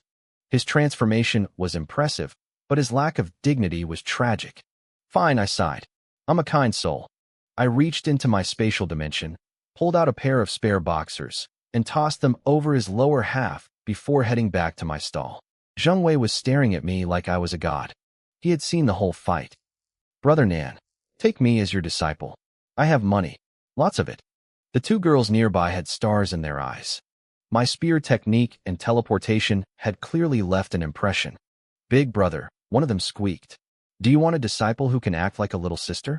Or a mature one? I can do both. I want to learn the flying brick technique. I rubbed my temples. You guys are university students. I'm just a high school senior. Are you sure you want to call me master? Zheng Wei's jaw dropped. High school? You're this strong, and you're in high school? You must be from a hidden martial arts clan. The girls nodded vigorously. Look at his aura. Even his buzz cut is handsome. Please, teach us. I let out a long breath. People with overactive imaginations are the worst. I put on a serious face. Fine. I'll tell you the truth. I'm actually a traveler from the Centaurus galaxy. 20 years ago, I triggered the spiritual recovery of Earth to save the planet. Grievance from Zheng Wei plus 999. Grievance from Yuan plus 666. Grievance from Su Jingru plus 765. Hey, don't leave. I shouted as they walked away. Come back, disciples. I packed up and headed home. I decided to do a 10 pull on the Gasapon machine with the points I'd farmed from Li Xiang and Wu Liang. I ended up with 10 bundles of spirit leaks. Business is slow, I muttered. It had only been 2 days, but I was already missing my classmates. They were such reliable sources of points. I opened my phone and started scrolling through my social media feed. Li Xiang had posted a photo of a clenched fist with the caption, "People better than me are still working hard. What excuse do I have to stop?" It had 50 likes. I didn't hesitate. I commented, "If people better than you are already working harder than you, then what's the point of you trying?" Grievance from Li Xiang plus 999. I grinned. That felt good. Next was Li Mayan. Her post said, spent the whole weekend cultivating at home. Tired as a dog. But I finally broke through to Iron Rank 10. Hard work pays off. I typed back. A dog isn't nearly as tired as you think it is. A few seconds later, someone replied to me. Haha, damn, he's right. Grievance from Li Mayan plus 666. Then there was Lu Wuchuan. He posted, why do I always gag when I brush my teeth lately? Is it because I smoke too much? I commented, it has nothing to do with smoking. Just stop looking in the mirror when you brush your teeth tomorrow. I guarantee you won't gag anymore. Grievance from Lu Wuchuan plus 999. I was on a roll. I was almost at enough points for another 10 pull. But suddenly, the feed went quiet. My classmates had realized that if they posted anything, I'd be there to ruin their day. Fine, I whispered. If you won't post, I will. I typed out a status update. I guess this is how it is. It's midnight and not a single person has said happy birthday to me. I hit post and waited. My classmates all saw it and froze. Was it really his birthday? Was he just acting out because he wanted attention? They actually started to feel a little bit sorry for me. The comments section exploded instantly. My God, happy birthday, one girl wrote. Another classmate chimed in. Happy birthday. Even though you made me change my underwear, you still saved my life. The wishes kept rolling in. Happy birthday, Jiang Nan. You still have us. Then, Zhong Yingxua posted a reply. But, today isn't your birthday, is it? The entire class froze. They clicked to expand my post and saw the hidden text at the bottom. Maybe today isn't my birthday. The group chat went nuclear. It's not your birthday? Then why the hell are you acting all sentimental? Can you be any more shameless? You wasted our feelings. Grievance from Wang Wen plus 666. Grievance from Zhong Bei plus 666. I stared at my screen and let out a dark, wicked laugh that would have made anyone's skin crawl. Even though Zhong Yingxue had exposed me, a warm feeling flowed through my heart. It felt good to be remembered by someone. Her airheaded honesty was honestly just too cute. I wanted to keep trolling the group, but my feed was already saturated with my toxic soul soup, and the grievance points were slowing down. I closed my eyes and drifted off to sleep. The rest of the neighborhood wasn't so lucky. My dog, Wang Kai, was still living his best life. Every night was a symphony of howling and chaos, leaving half the village lying in bed cursing his name. Since they couldn't sleep anyway, I guess a lot of them decided to spend the time making babies. The next morning, a beam of warm sunlight hit Wu Liang, and he snapped awake. He had reverted to his human form, but he was covered in bruises and swelling. More importantly, he was completely bankrupt. He didn't have a single stitch of clothing on him. He was the literal definition of 2 sleeves full of breeze, except he didn't even have sleeves. He opened his eyes only to be blinded by camera flashes. A crowd had gathered at the mouth of the alley. "Oh my, young people these days are so bold," one old lady whispered, sucking in a breath. "This kid's got some decent hardware." "Aha, did someone rob him blind?" another Annie asked, her eyes glowing with predatory curiosity. Young girls shielded their eyes, blushing, but they couldn't help peeking through the gaps in their fingers. Wu Liang's head was spinning as the memories of last night rushed back. He looked around frantically, but the thugs, Baldy and Scarface, were long gone. He had nothing. He wanted to find a hole and crawl into it to escape the burning gazes of the grandpas and grandmas. Then, he noticed something resting on his chest. A pair of underwear. Did the great god leave this for me?" Wu Liang whispered. A wave of genuine emotion washed over him. His enemies had stripped him bare, but in the end, the guy he had tried to rob was the one who saved his dignity. Sure, they were yellow briefs with a Pikachu printed on the front, but they were clothes. He pulled them on with deep gratitude. Surprisingly, they were comfortable. It was a feeling his usual boxers had never given him. That was the day Wu Liang converted from the boxer sect to the briefs brigade. The crowd's amusement turned to horror as he stood up. They parted like the Red Sea, phones clicking away in a 10-shot burst. The narrow alley became his red carpet. Wu Liang marched out with his head held high, looking solemn. He thought back to the fight. He couldn't believe Jiang Nan, the guy everyone called a loser, was that strong. The spear technique, the hand-to-hand combat, the flying bricks, it made his blood boil just thinking about it. Clearly, being low-key was the ultimate flex. The only thing he wanted to do now was find Jiang Nan. When I walked into the classroom that morning, the room went dead silent for a moment. My soul soup from the night before was still sticking in everyone's throats. The grievance list started refreshing the second I stepped through the door. Li Xiang still looked traumatized by the double pop incident, and Li Mayan looked like she was mourning a lost love. During morning study, Lu Wuchuan was scrolling through his phone when he suddenly snorted. A few seconds later, my phone vibrated. He had shared a Weibo link to the class group. "Is this Wu Liang from class 2? Lu Wuchuan messaged. "Ha ha, I'm dying. This man literally made his public debut. Is that a Pikachu? Why is he so kawaii? Damn, Wu Liang's physique is explosive. Are those muscles for real? I think I'm in love." "You love him, but does he love you?" "Heh." Curious, I clicked the link. My eyes nearly burned out of my skull. The headline read, "Shocking, masculine pervert appears on walking street. Is it human depravity or moral decay?" It was a grid of 9 photos showing Wu Liang strutting down the street wearing nothing but those Pikachu briefs. He looked like he was deep in philosophical thought, walking with the stride of a dragon. The comments were a war zone. I admire this brother's courage. Props to Pikachu. I saw him while eating breakfast at a roadside stall. I spit my soy milk everywhere. Someone pay for my breakfast. Bro, the Gay Men's Club welcomes you with open arms. I saw a familiar name in the comments. Great God's Night Market Stall. Cheap underwear, 10 yuan for 2. Get the same style here. I shakily exited Weibo and covered my face. I had just grabbed a random pair from my inventory last night. I never expected him to actually wear them out in broad daylight. Well, at least I got some free advertising. Not a bad trade. The teacher clapped for attention, hitting the blackboard. Listen up. Final exams are approaching. As members of Class 5, your practical test will take place at the Changbai Mountain Heaven Lake Spirit Realm. I hope you all start forming teams now. Any spirit beads you find belong to you. If you find one containing a spirit skill, even better. The teacher continued. The top 10 students in the year will be rewarded with star beads that guaranteed spirit skills. Also, to prepare for the college entrance exam, the duration of this trip will be extended from 7 days to half a month. You can team up with people outside our class. Ideally, you want a tank, a mage, a melee fighter, and a crowd controller. The classroom erupted into chatter. The Heaven Lake Spirit Realm was a place everyone loved and hated. Man, our school is so behind, someone complained. The elite schools start team training in 10th grade. We're just left to rot. Forget that, just think about the team. I'm sticking with my old crew from last year. We have the chemistry. I listened quietly, my mind on the spirit skills.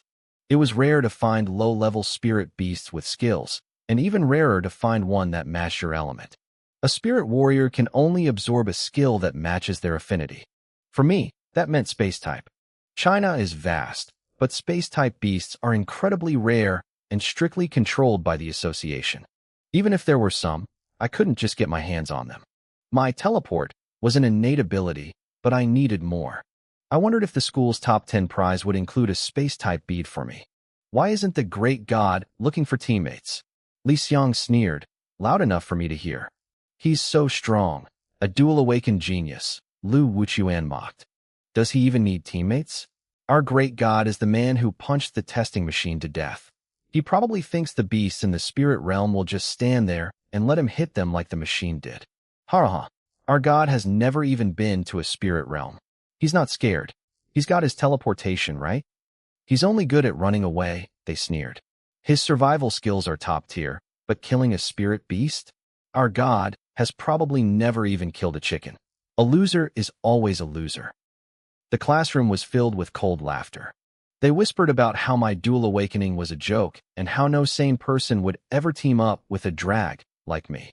I just leaned back and stretched, wondering if I should farm another round of grievance points from these idiots. I didn't plan on looking for teammates anyway. With my teleportation, brute strength, and a pile of skill points, I was aiming for first place in the entire grade. Suddenly, the classroom door was kicked open. Wu Liang stormed in, still wearing his school uniform. His face was a mess of bruises and swelling. Everyone froze. Lin Yuan, where is he? Wu Liang shouted, his eyes scanning the room. When he spotted me sitting by the window, he broke into a wide, terrifying grin. The other students shivered. They whispered that I was dead meat, that I'd finally crossed the line with the school's most dangerous delinquent. Wu Liang's father was the biggest used car mogul in the north. Even the local thugs called Wu Liang the Supreme. Li Xiang and Lu Wuchuan exchanged nasty, expectant smiles. They weren't going to help me. They were just waiting for the show to start. Wu Liang marched straight up to my desk. He stood there, solemn and intense. Then he bowed. Big brother, please take me under your wing. I want to learn from you. The room went silent. Li Xiang's jaw literally hit his desk. Learn? Big brother? He wasn't here to beat me up. He was here to become my disciple. Had he lost his mind? I curled my lip. You're not exactly a good guy, are you? Li Mayan stared at me like I was a stranger. She couldn't believe I was talking back to someone as violent as Wu Liang. But Wu Liang just shook his head. I looked into it, he said firmly. The barbecue stall incident was the bald guy's fault. I already sent people to handle them. It won't happen again. Last night, I was a jerk. You beat me fair and square. I accept it. The entire class was stunned. They had fought last night, and Wu Liang was the one who ended up looking like a panda while I didn't have a scratch. They knew he was a powerhouse, yet here he was, subservient. I gave him a bright smile. You can certainly take a punch. Tell me, in the Heaven Lake Spirit Realm, can you tank damage for me? Wu Liang's eyes lit up. He pounded his chest. Leave it to me. As long as I'm standing, no one touches you. I stayed quiet for a moment, then patted his shoulder. Fine. Follow me. My team needs a tank. Wu Liang looked confused. What team? Isn't it just you? He didn't know that the team I was building wasn't for Jiangxing High, but for the Songjiang Spirit Academy. Li Xiang couldn't help himself. Wu Liang, think about this. The spirit realm is dangerous. Carrying a burden like Lin Yuan will make it impossible to get a good rank. Wu Liang spun around. Rip, his muscles bulged, instantly shredding his uniform jacket. His eyes turned blood red, his fangs grew, and he grabbed Li Xiang by the collar, lifting him off the ground. Watch your mouth, Wu Liang growled. How dare you speak to my big brother like that? Li Xiang turned pale, gasping for air as he stared into those crimson eyes. I was just suggesting. Mind your own business. Wu Liang barked. Before he could throw a punch, I kicked him right in the rear. All right, that's enough. Do you think school uniforms are free? You're wasting clothes. Wu Liang immediately dropped Li Xiang, who crashed into the teacher's podium, sending chalk flying everywhere. I'll do whatever you say, boss, Wu Liang mumbled. The class watched in disbelief. I had just kicked the school's fiercest fighter, and he acted like a loyal puppy. Just then, a long-haired girl in a short skirt peeked into the room. It was Tang Qinya. She saw Wu Liang and smiled. Wu, do you want to team up? My old teammates dumped me. Wu Liang turned to me. Boss, that's Tang Qinya. Black Iron 9th star, wood type. What do you think? I blinked. I recognized her from the hallway earlier. When she realized Wu Liang was asking for my permission, her face turned bright red. She glared at me, remembering our earlier encounter. There's no wind in the hallway today, she snapped. Grievance from Tang Qinya plus 663. I chuckled. She was kind of cute. Sure, why not? Wu Liang nodded, scooped up his ruined jacket, and swaggered out. But as he bent over, I froze. I caught a glimpse of something yellow peeking out from his waistband. It was the Pikachu underwear I'd mocked him for earlier. Is he serious? Is he actually wearing them? I shivered. I was starting to regret my decision. Li Xiang stood up, his face dark with hatred. He walked past me and hissed. Once we're in the Heaven Lake spirit realm, you'll see what I'm really capable of. I shrugged. I have no idea where you get your confidence from, but I'm looking forward to it. I didn't want to be cruel to my classmates, but if Li Xiang kept looking for trouble, I was going to have to give him a lesson he'd never forget. At lunch, the moment I walked into the cafeteria, a loud voice boomed across the room. South, brother. Over here. Every head turned. The students started whispering immediately. Did I hear that right? The boss, Wu Liang, is calling Lin Yuan big brother? Didn't you see the post this morning? About the Pikachu underwear? Now they're so close. Maybe Lin Yuan sold his soul for a good grade. I felt my face go dark as I walked toward Wu Liang's table. These people spent way too much time gossiping and not enough time studying. Wu Liang had already bought my lunch. What's wrong, boss? Someone bothering you? Just say the word, and I'll teach them a lesson.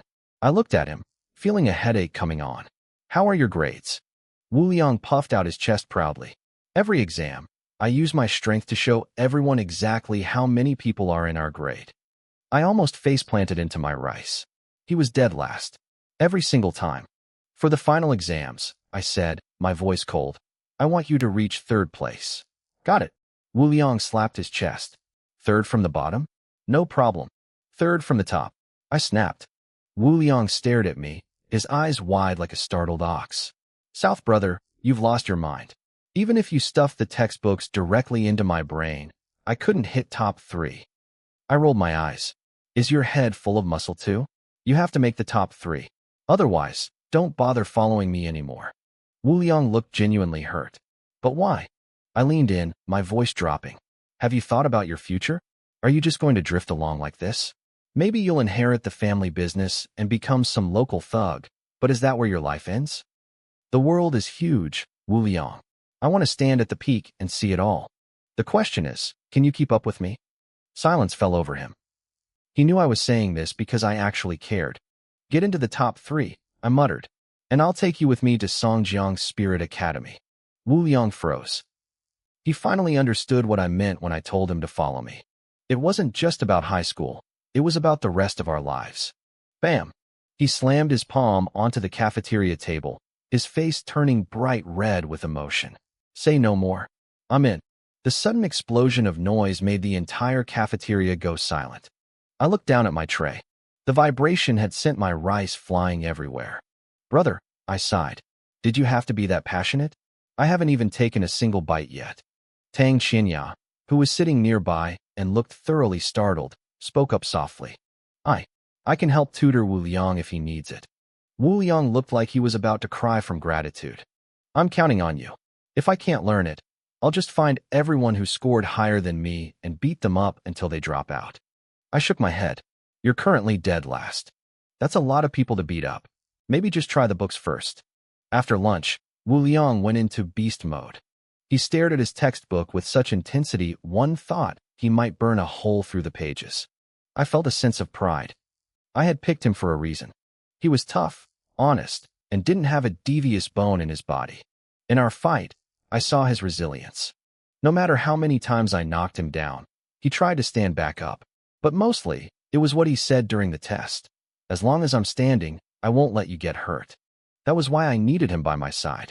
Back in class, the school speakers crackled to life to announce the teams for the upcoming trials. A girl with a gentle voice started reading the names. Team Sea of Stars, Wang Mengfan, Li Jinlong, Lu Yang, Su Yang. Team Unrivaled. Team No Film No Life.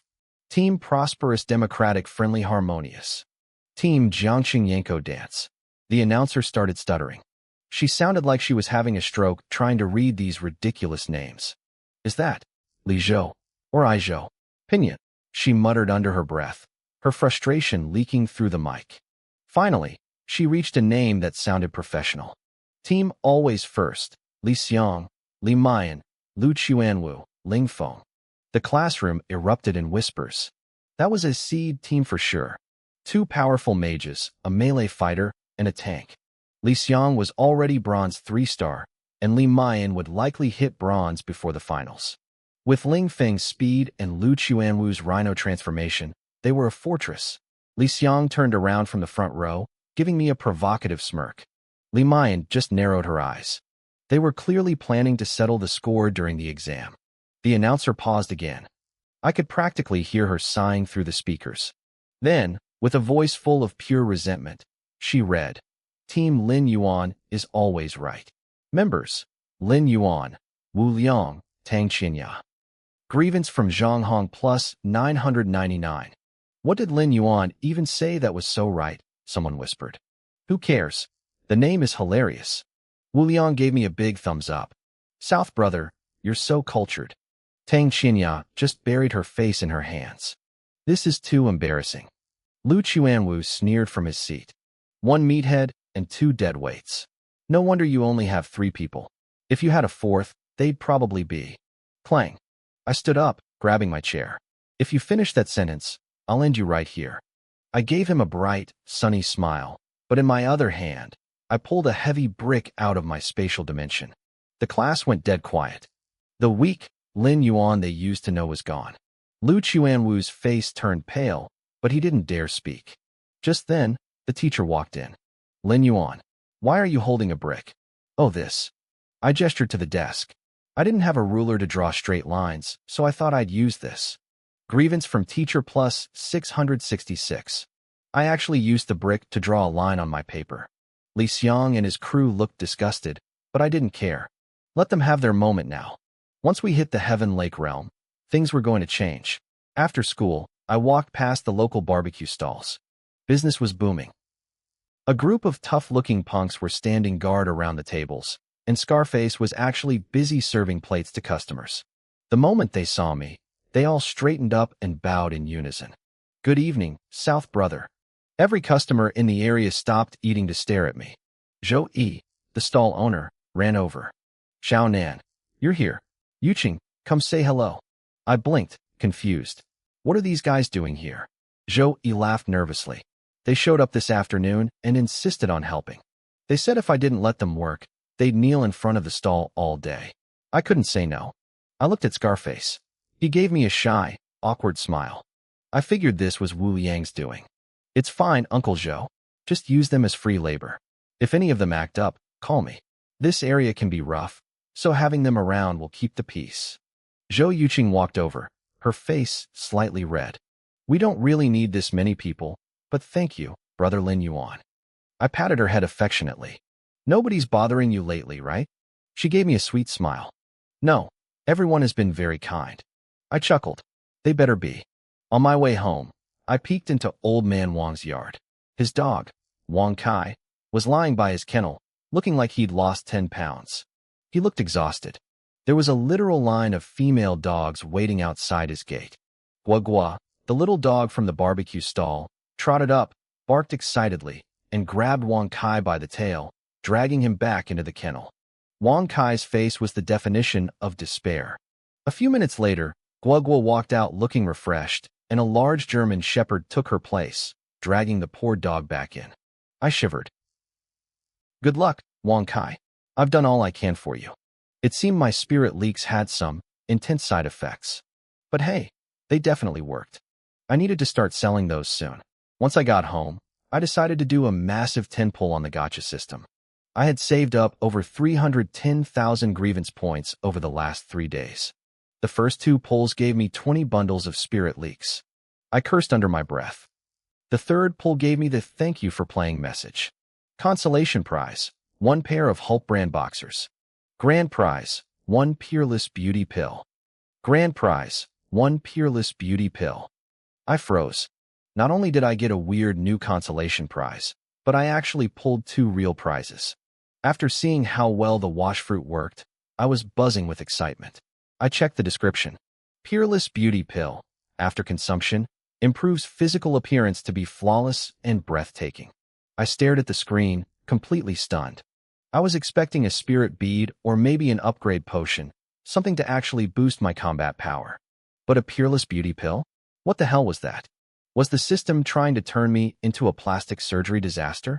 How was being pretty going to help me survive in a world of high-stakes cultivation? Then again, looking good is a type of strength, right? In this world, some people literally make a living just by having a face. I sat in front of the mirror, feeling a bit nervous. I studied my reflection. I was already pretty handsome, and I didn't have much to complain about. Still, curiosity got the better of me. I popped the pill into my mouth. It was sweet, tasting exactly like a white rabbit creamy candy. A moment later, my face started to itch. Panic flared in my chest. Was it going to disfigure me? Was my head about to explode? This system was notorious for its surprises, and I was genuinely worried I'd been scammed. Half an hour passed. I looked into the mirror and froze. I couldn't believe what I was seeing. My eyebrows were sharper, my nose more defined, and the corners of my lips curved upward in a perfect, subtle smile. My dark eyes looked like they held the entire galaxy within them, the kind of gaze that could steal a girl's heart in a heartbeat. My skin was so smooth and fair it defied logic. I looked rugged yet elegant, especially with my aggressive buzz cut. When I smiled, it wasn't just Cupid's arrow, it was Cupid's Gatling gun, dealing massive area of effect damage to anyone watching. It was still my face, but every tiny detail had been tuned to perfection. I rubbed my cheeks. I was handsome. I was ridiculously, offensively handsome. I was a certified girl killer, a sugar baby's final boss. With this face, I could retire today and become a top-tier celebrity. I loved it. I clenched my fist, a look of grim determination on my face. It was time to buy a book on how to charm wealthy older women. Next, I checked the new consolation prize, Hulk brand boxers. Effect, bug-level underwear. They resized themselves to fit the wearer perfectly, no matter how much they grow. I swallowed hard. In the movies, when the Hulk transformed, his clothes always shredded into rags, except for his pants. Those things were indestructible. Did these boxers have the same power?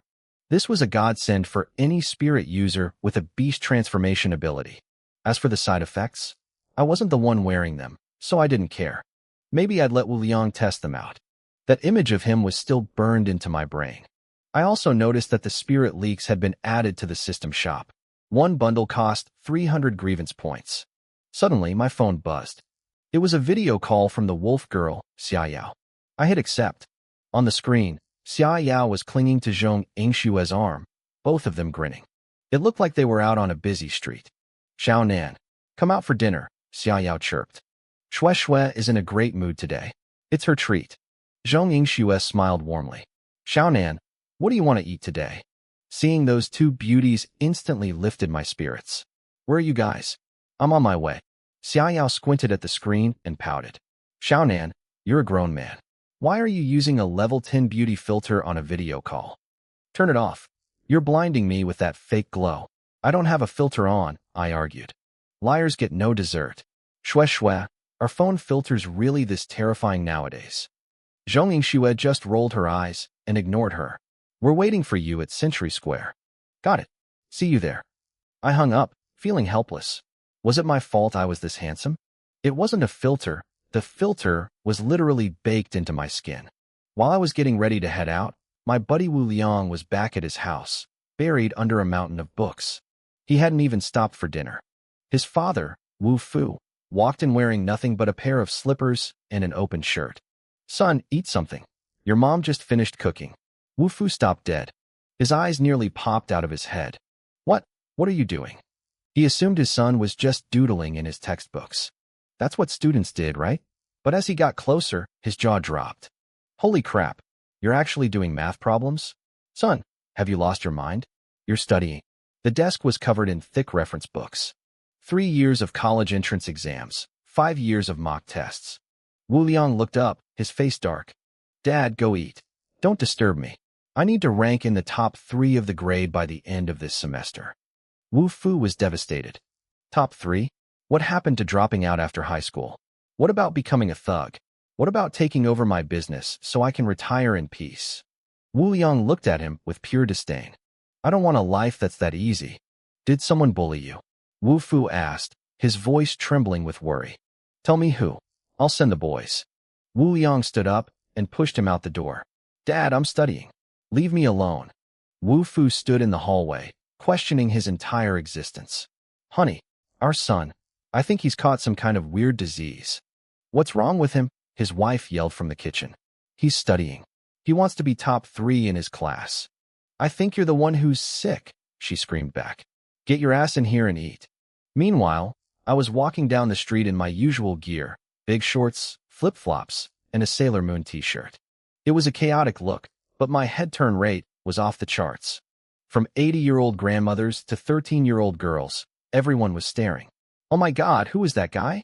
He's so handsome. Is he a celebrity? No way. He's better looking than any actor I've seen. Quick, take a picture. I'm a fan now. That buzz cut looks so good on him. I want his WeChat. The whispers followed me everywhere. It wasn't just the women. Even the guys couldn't help but look twice.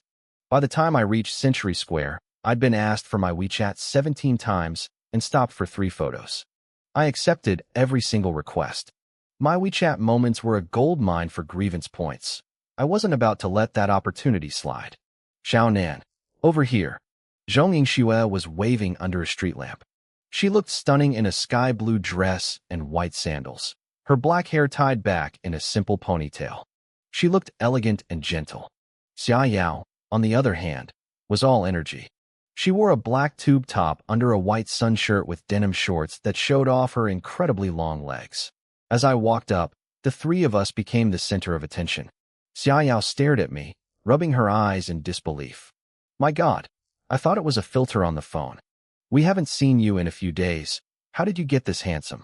Did you start eating papayas or something? I glanced at Xia Yao's chest and smirked. Papayas are for skin beauty? I think you've been eating too many of them yourself. Xia Yao hissed and reached out, grabbing my face and squishing my cheeks.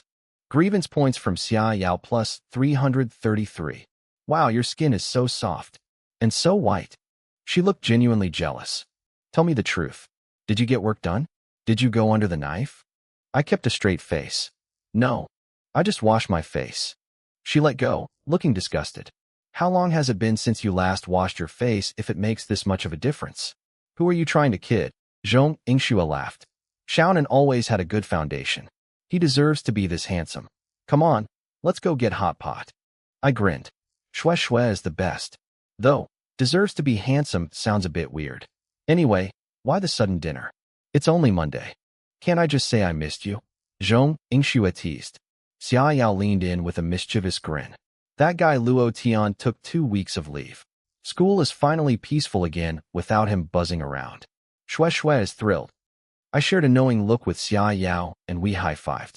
Zhong Yingxue looked at us suspiciously. Why do I feel like you 2 are hiding something from me? Nothing.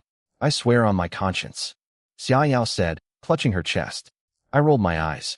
Give it up, Sister Yao. You can't touch your conscience. The distance is way too far. I reached into my pocket and pulled out a single white rabbit creamy candy. I pressed it into Zhong Yingshue's palm. Here, have some sugar, I said softly. Eat it when we get home. Zhong Yingxue froze, staring at the iconic candy wrapper. Memories seemed to flood back into her eyes like a rising tide. She smiled gently and nodded. Okay, home it is. Xia Yao immediately stuck her hand out, pouting. What about mine? I want candy too. I curled my lip. Disobedient children don't get treats. Xia Yao's teeth itched with annoyance. She lunged at me, locking me in another one of her invincible headlocks until my eyes started rolling back in my head. Are you giving it to me or not? She hissed. I really don't have any more. I gasped. Just that one. I'll give you one next time. I promise. I leaned in and whispered into her ear. I found a place to train. Once I take first place in the trials, I'll bring the trophy back for you two to see. Xia Yao blinked, then let out a mischievous chuckle. First place? You're that confident? You've never even seen a spirit void realm before. I shrugged. With a face as handsome as mine. Do you really think the spirit beasts would have the heart to hurt me? Bah, you're absolutely shameless, she laughed. Zhong Yingxue turned around, looking curious. What are you two whispering about? Both Xia Yao and I shook our heads in perfect synchronization like bobbleheads. Zhong Yingxue looked suspicious and opened her mouth to ask more, but a deafening explosion cut her off. Boom. A massive pillar of fire surged into the night sky. For a second, the world turned as bright as day. The shockwave was so powerful it shattered the windows of nearby residential buildings. 2 blocks away, the Walmart shopping mall had turned into a fireball. Panic erupted instantly. People screamed, ducking away from falling glass. The fire was ferocious, swallowing 2 entire floors in seconds. Thick, black smoke billowed upward, choking the air with the smell of burning chemicals and plastic. The 3 of us looked at each other, faces pale with shock. A mall shouldn't explode like that. It wasn't a chemical plant. It was peak shopping hours on a Monday night. The casualties would be catastrophic. Let's go, I said, my voice heavy. We need to see if we can help. Zhong Yingxue and Xia Yao nodded, their expressions turning solemn. While everyone else was running away or filming with their phones, we ran toward the chaos. As awakened, we possessed power others didn't. We had a responsibility to be on the front lines, even if we could only do something small. This was the pride of our nation, the reason we remained the safest country even after the spiritual awakening. We looked out for our own. Zhong Yingxue and Xia Yao were incredibly fast. Even I had trouble keeping up. They had been trained in team combat since their first year at the academy and had spent years hunting beasts in spirit voids. Their chemistry was flawless. They knew what the other was thinking with just a glance. The gap in our experience was obvious. As we sprinted, I spotted 3 figures in the crowd wearing black suits and jackets. They were moving at terrifying speeds toward the mall. I could tell instantly they were military. Even without uniforms, that aura was unmistakable. Shue Shue, Sister Yao, be careful, I warned. This isn't a normal fire. Zhong Yingxue nodded grimly. It was started by a fire type awakened. A high-level one. Suddenly, 2 furry, silver ears sprouted from the top of Xia Yao's head. Her wolf ears twitched. The culprit might still be inside. I sensed several powerful auras. I barely heard what she said because I was staring at her head. Wow, that is way too cute. So that was her beast transformation? Was it just a partial form? Or could she turn into a full wolf? We reached the base of the mall. The area was cordoned off, and crowds were being pushed back. Fire trucks were hooked up to hydrants, blasting thick streams of water at the building, but it did nothing. This wasn't ordinary fire. Several water-type awakened were trying to help, but their efforts were like trying to put out a forest fire with a cup of water.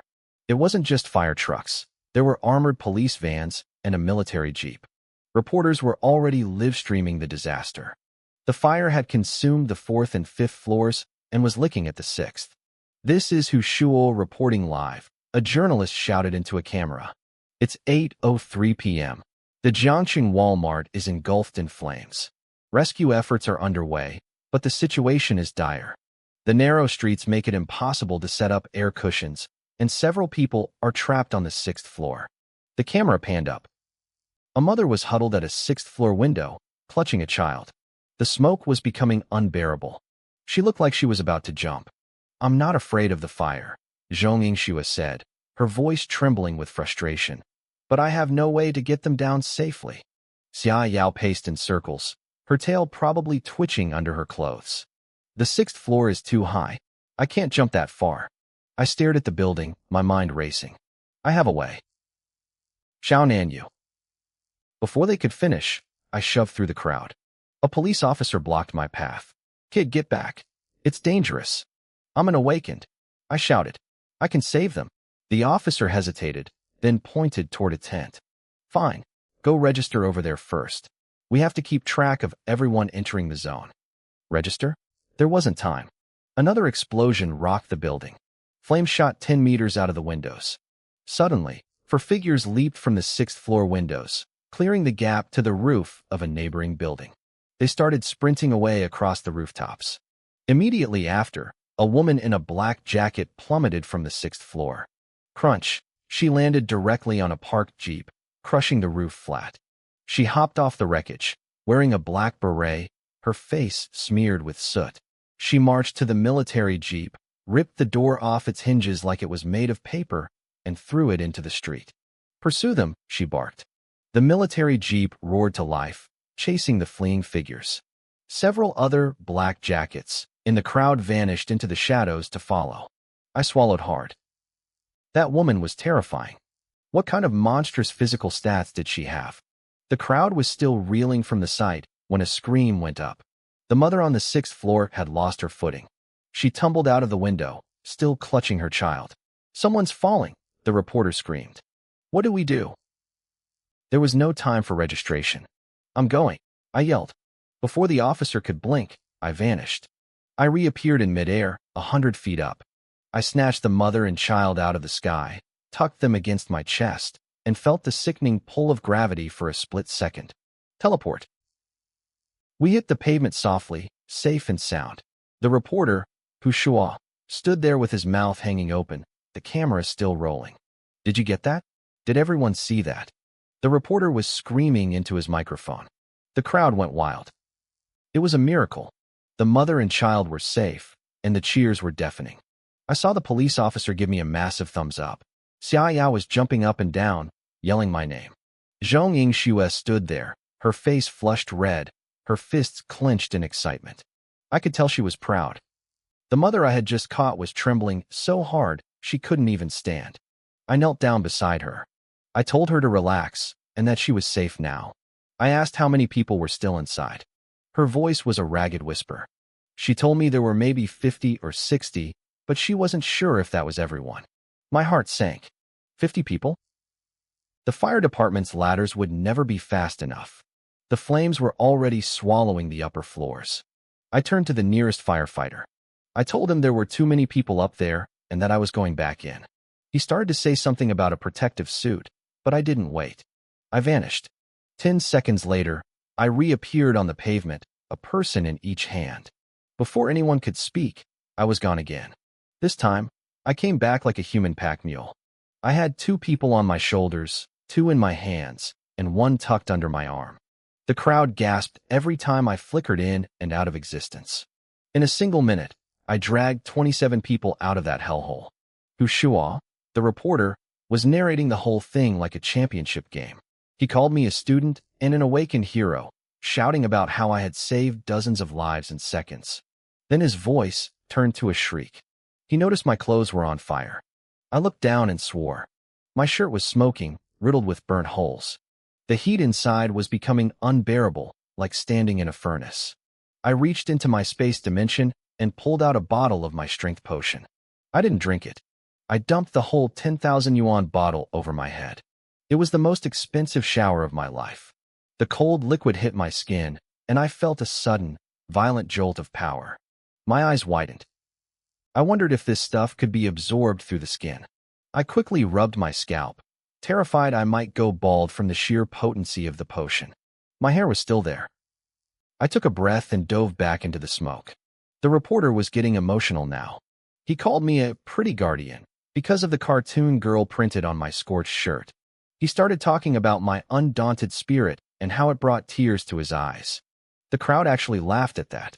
The tension broke for a second as people realized I was wearing a girl's anime shirt.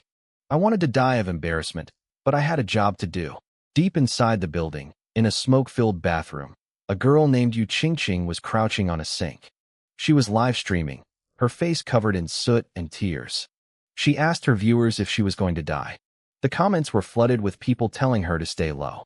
Then, she saw a comment saying a Sailor Moon hero was saving everyone. She heard me shouting through the hallway. I asked if anyone was left and told them to speak up or I was leaving. She screamed for help. I kicked the bathroom door off its hinges. Through the thick black smoke, she saw me standing there. She asked if I was the pretty guardian. I rolled my eyes and joked that I was a magical fairy. I grabbed her and teleported. 1 second, she was in a burning bathroom. The next, she was standing in the cool night air. I didn't stay to chat. I turned around and headed back into the inferno. Yu Qingqing stood there dazed until she spotted Zhong Yingxue and Xia Yao in the crowd. She ran to them, wailing. They were classmates. As they comforted her, Xia Yao looked at the building with worry. She knew I was only at Iron Rank 10. She wondered if my spiritual energy was running out. She was right. My head was spinning. My face was pale. I had pulled 63 people out of that building, and I was running on empty. I decided to make one last sweep to be absolutely sure no one was left behind. I teleported into a room on the 5th floor and tripped over something heavy. I looked down. It wasn't a regular victim. It was a blonde, blue-eyed foreigner. He was in bad shape. One of his arms had been torn clean off, and his legs were twisted at impossible angles. But his eyes were wide open, staring at me with a calm that felt wrong. I told him he looked like hell and that I was getting him out. The man just stared at me, looking surprised that I thought he was the one in trouble. I looked at the foreigner, wondering if he had any common sense at all. Instead of being grateful, he started crawling away from me like a madman. He screamed in fluent Chinese, telling me he didn't want my help and begging me to let him die. I stood there, stunned for a second. I told him there was no way I was leaving him. As a model citizen of society, how could I just watch someone die? The man's eyes were filled with pure despair. He suddenly lunged forward, slamming his head against a nearby concrete pillar. He hit it hard, blood smearing across his face, but he didn't manage to kill himself.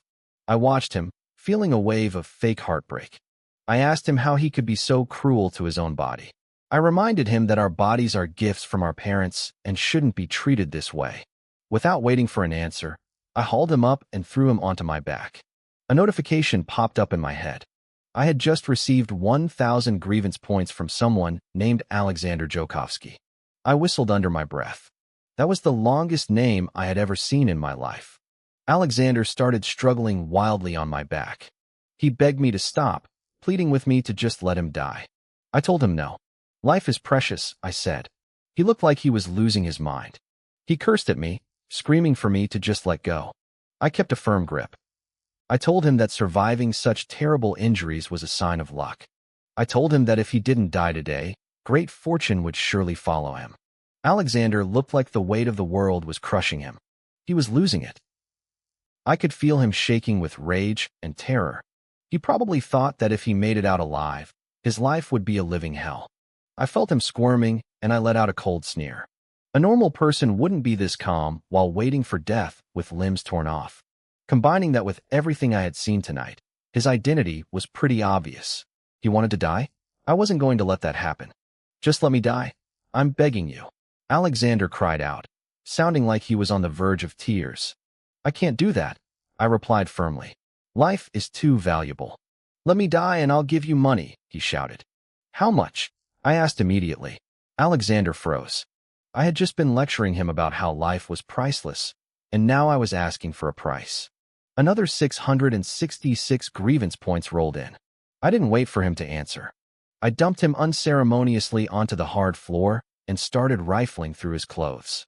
He let out a sharp cry of pain. He told me to be careful, screaming as I bumped his mangled arm and searched near his throat. I ignored his protests. I was looking for anything that would tell me who this lucky foreigner really was.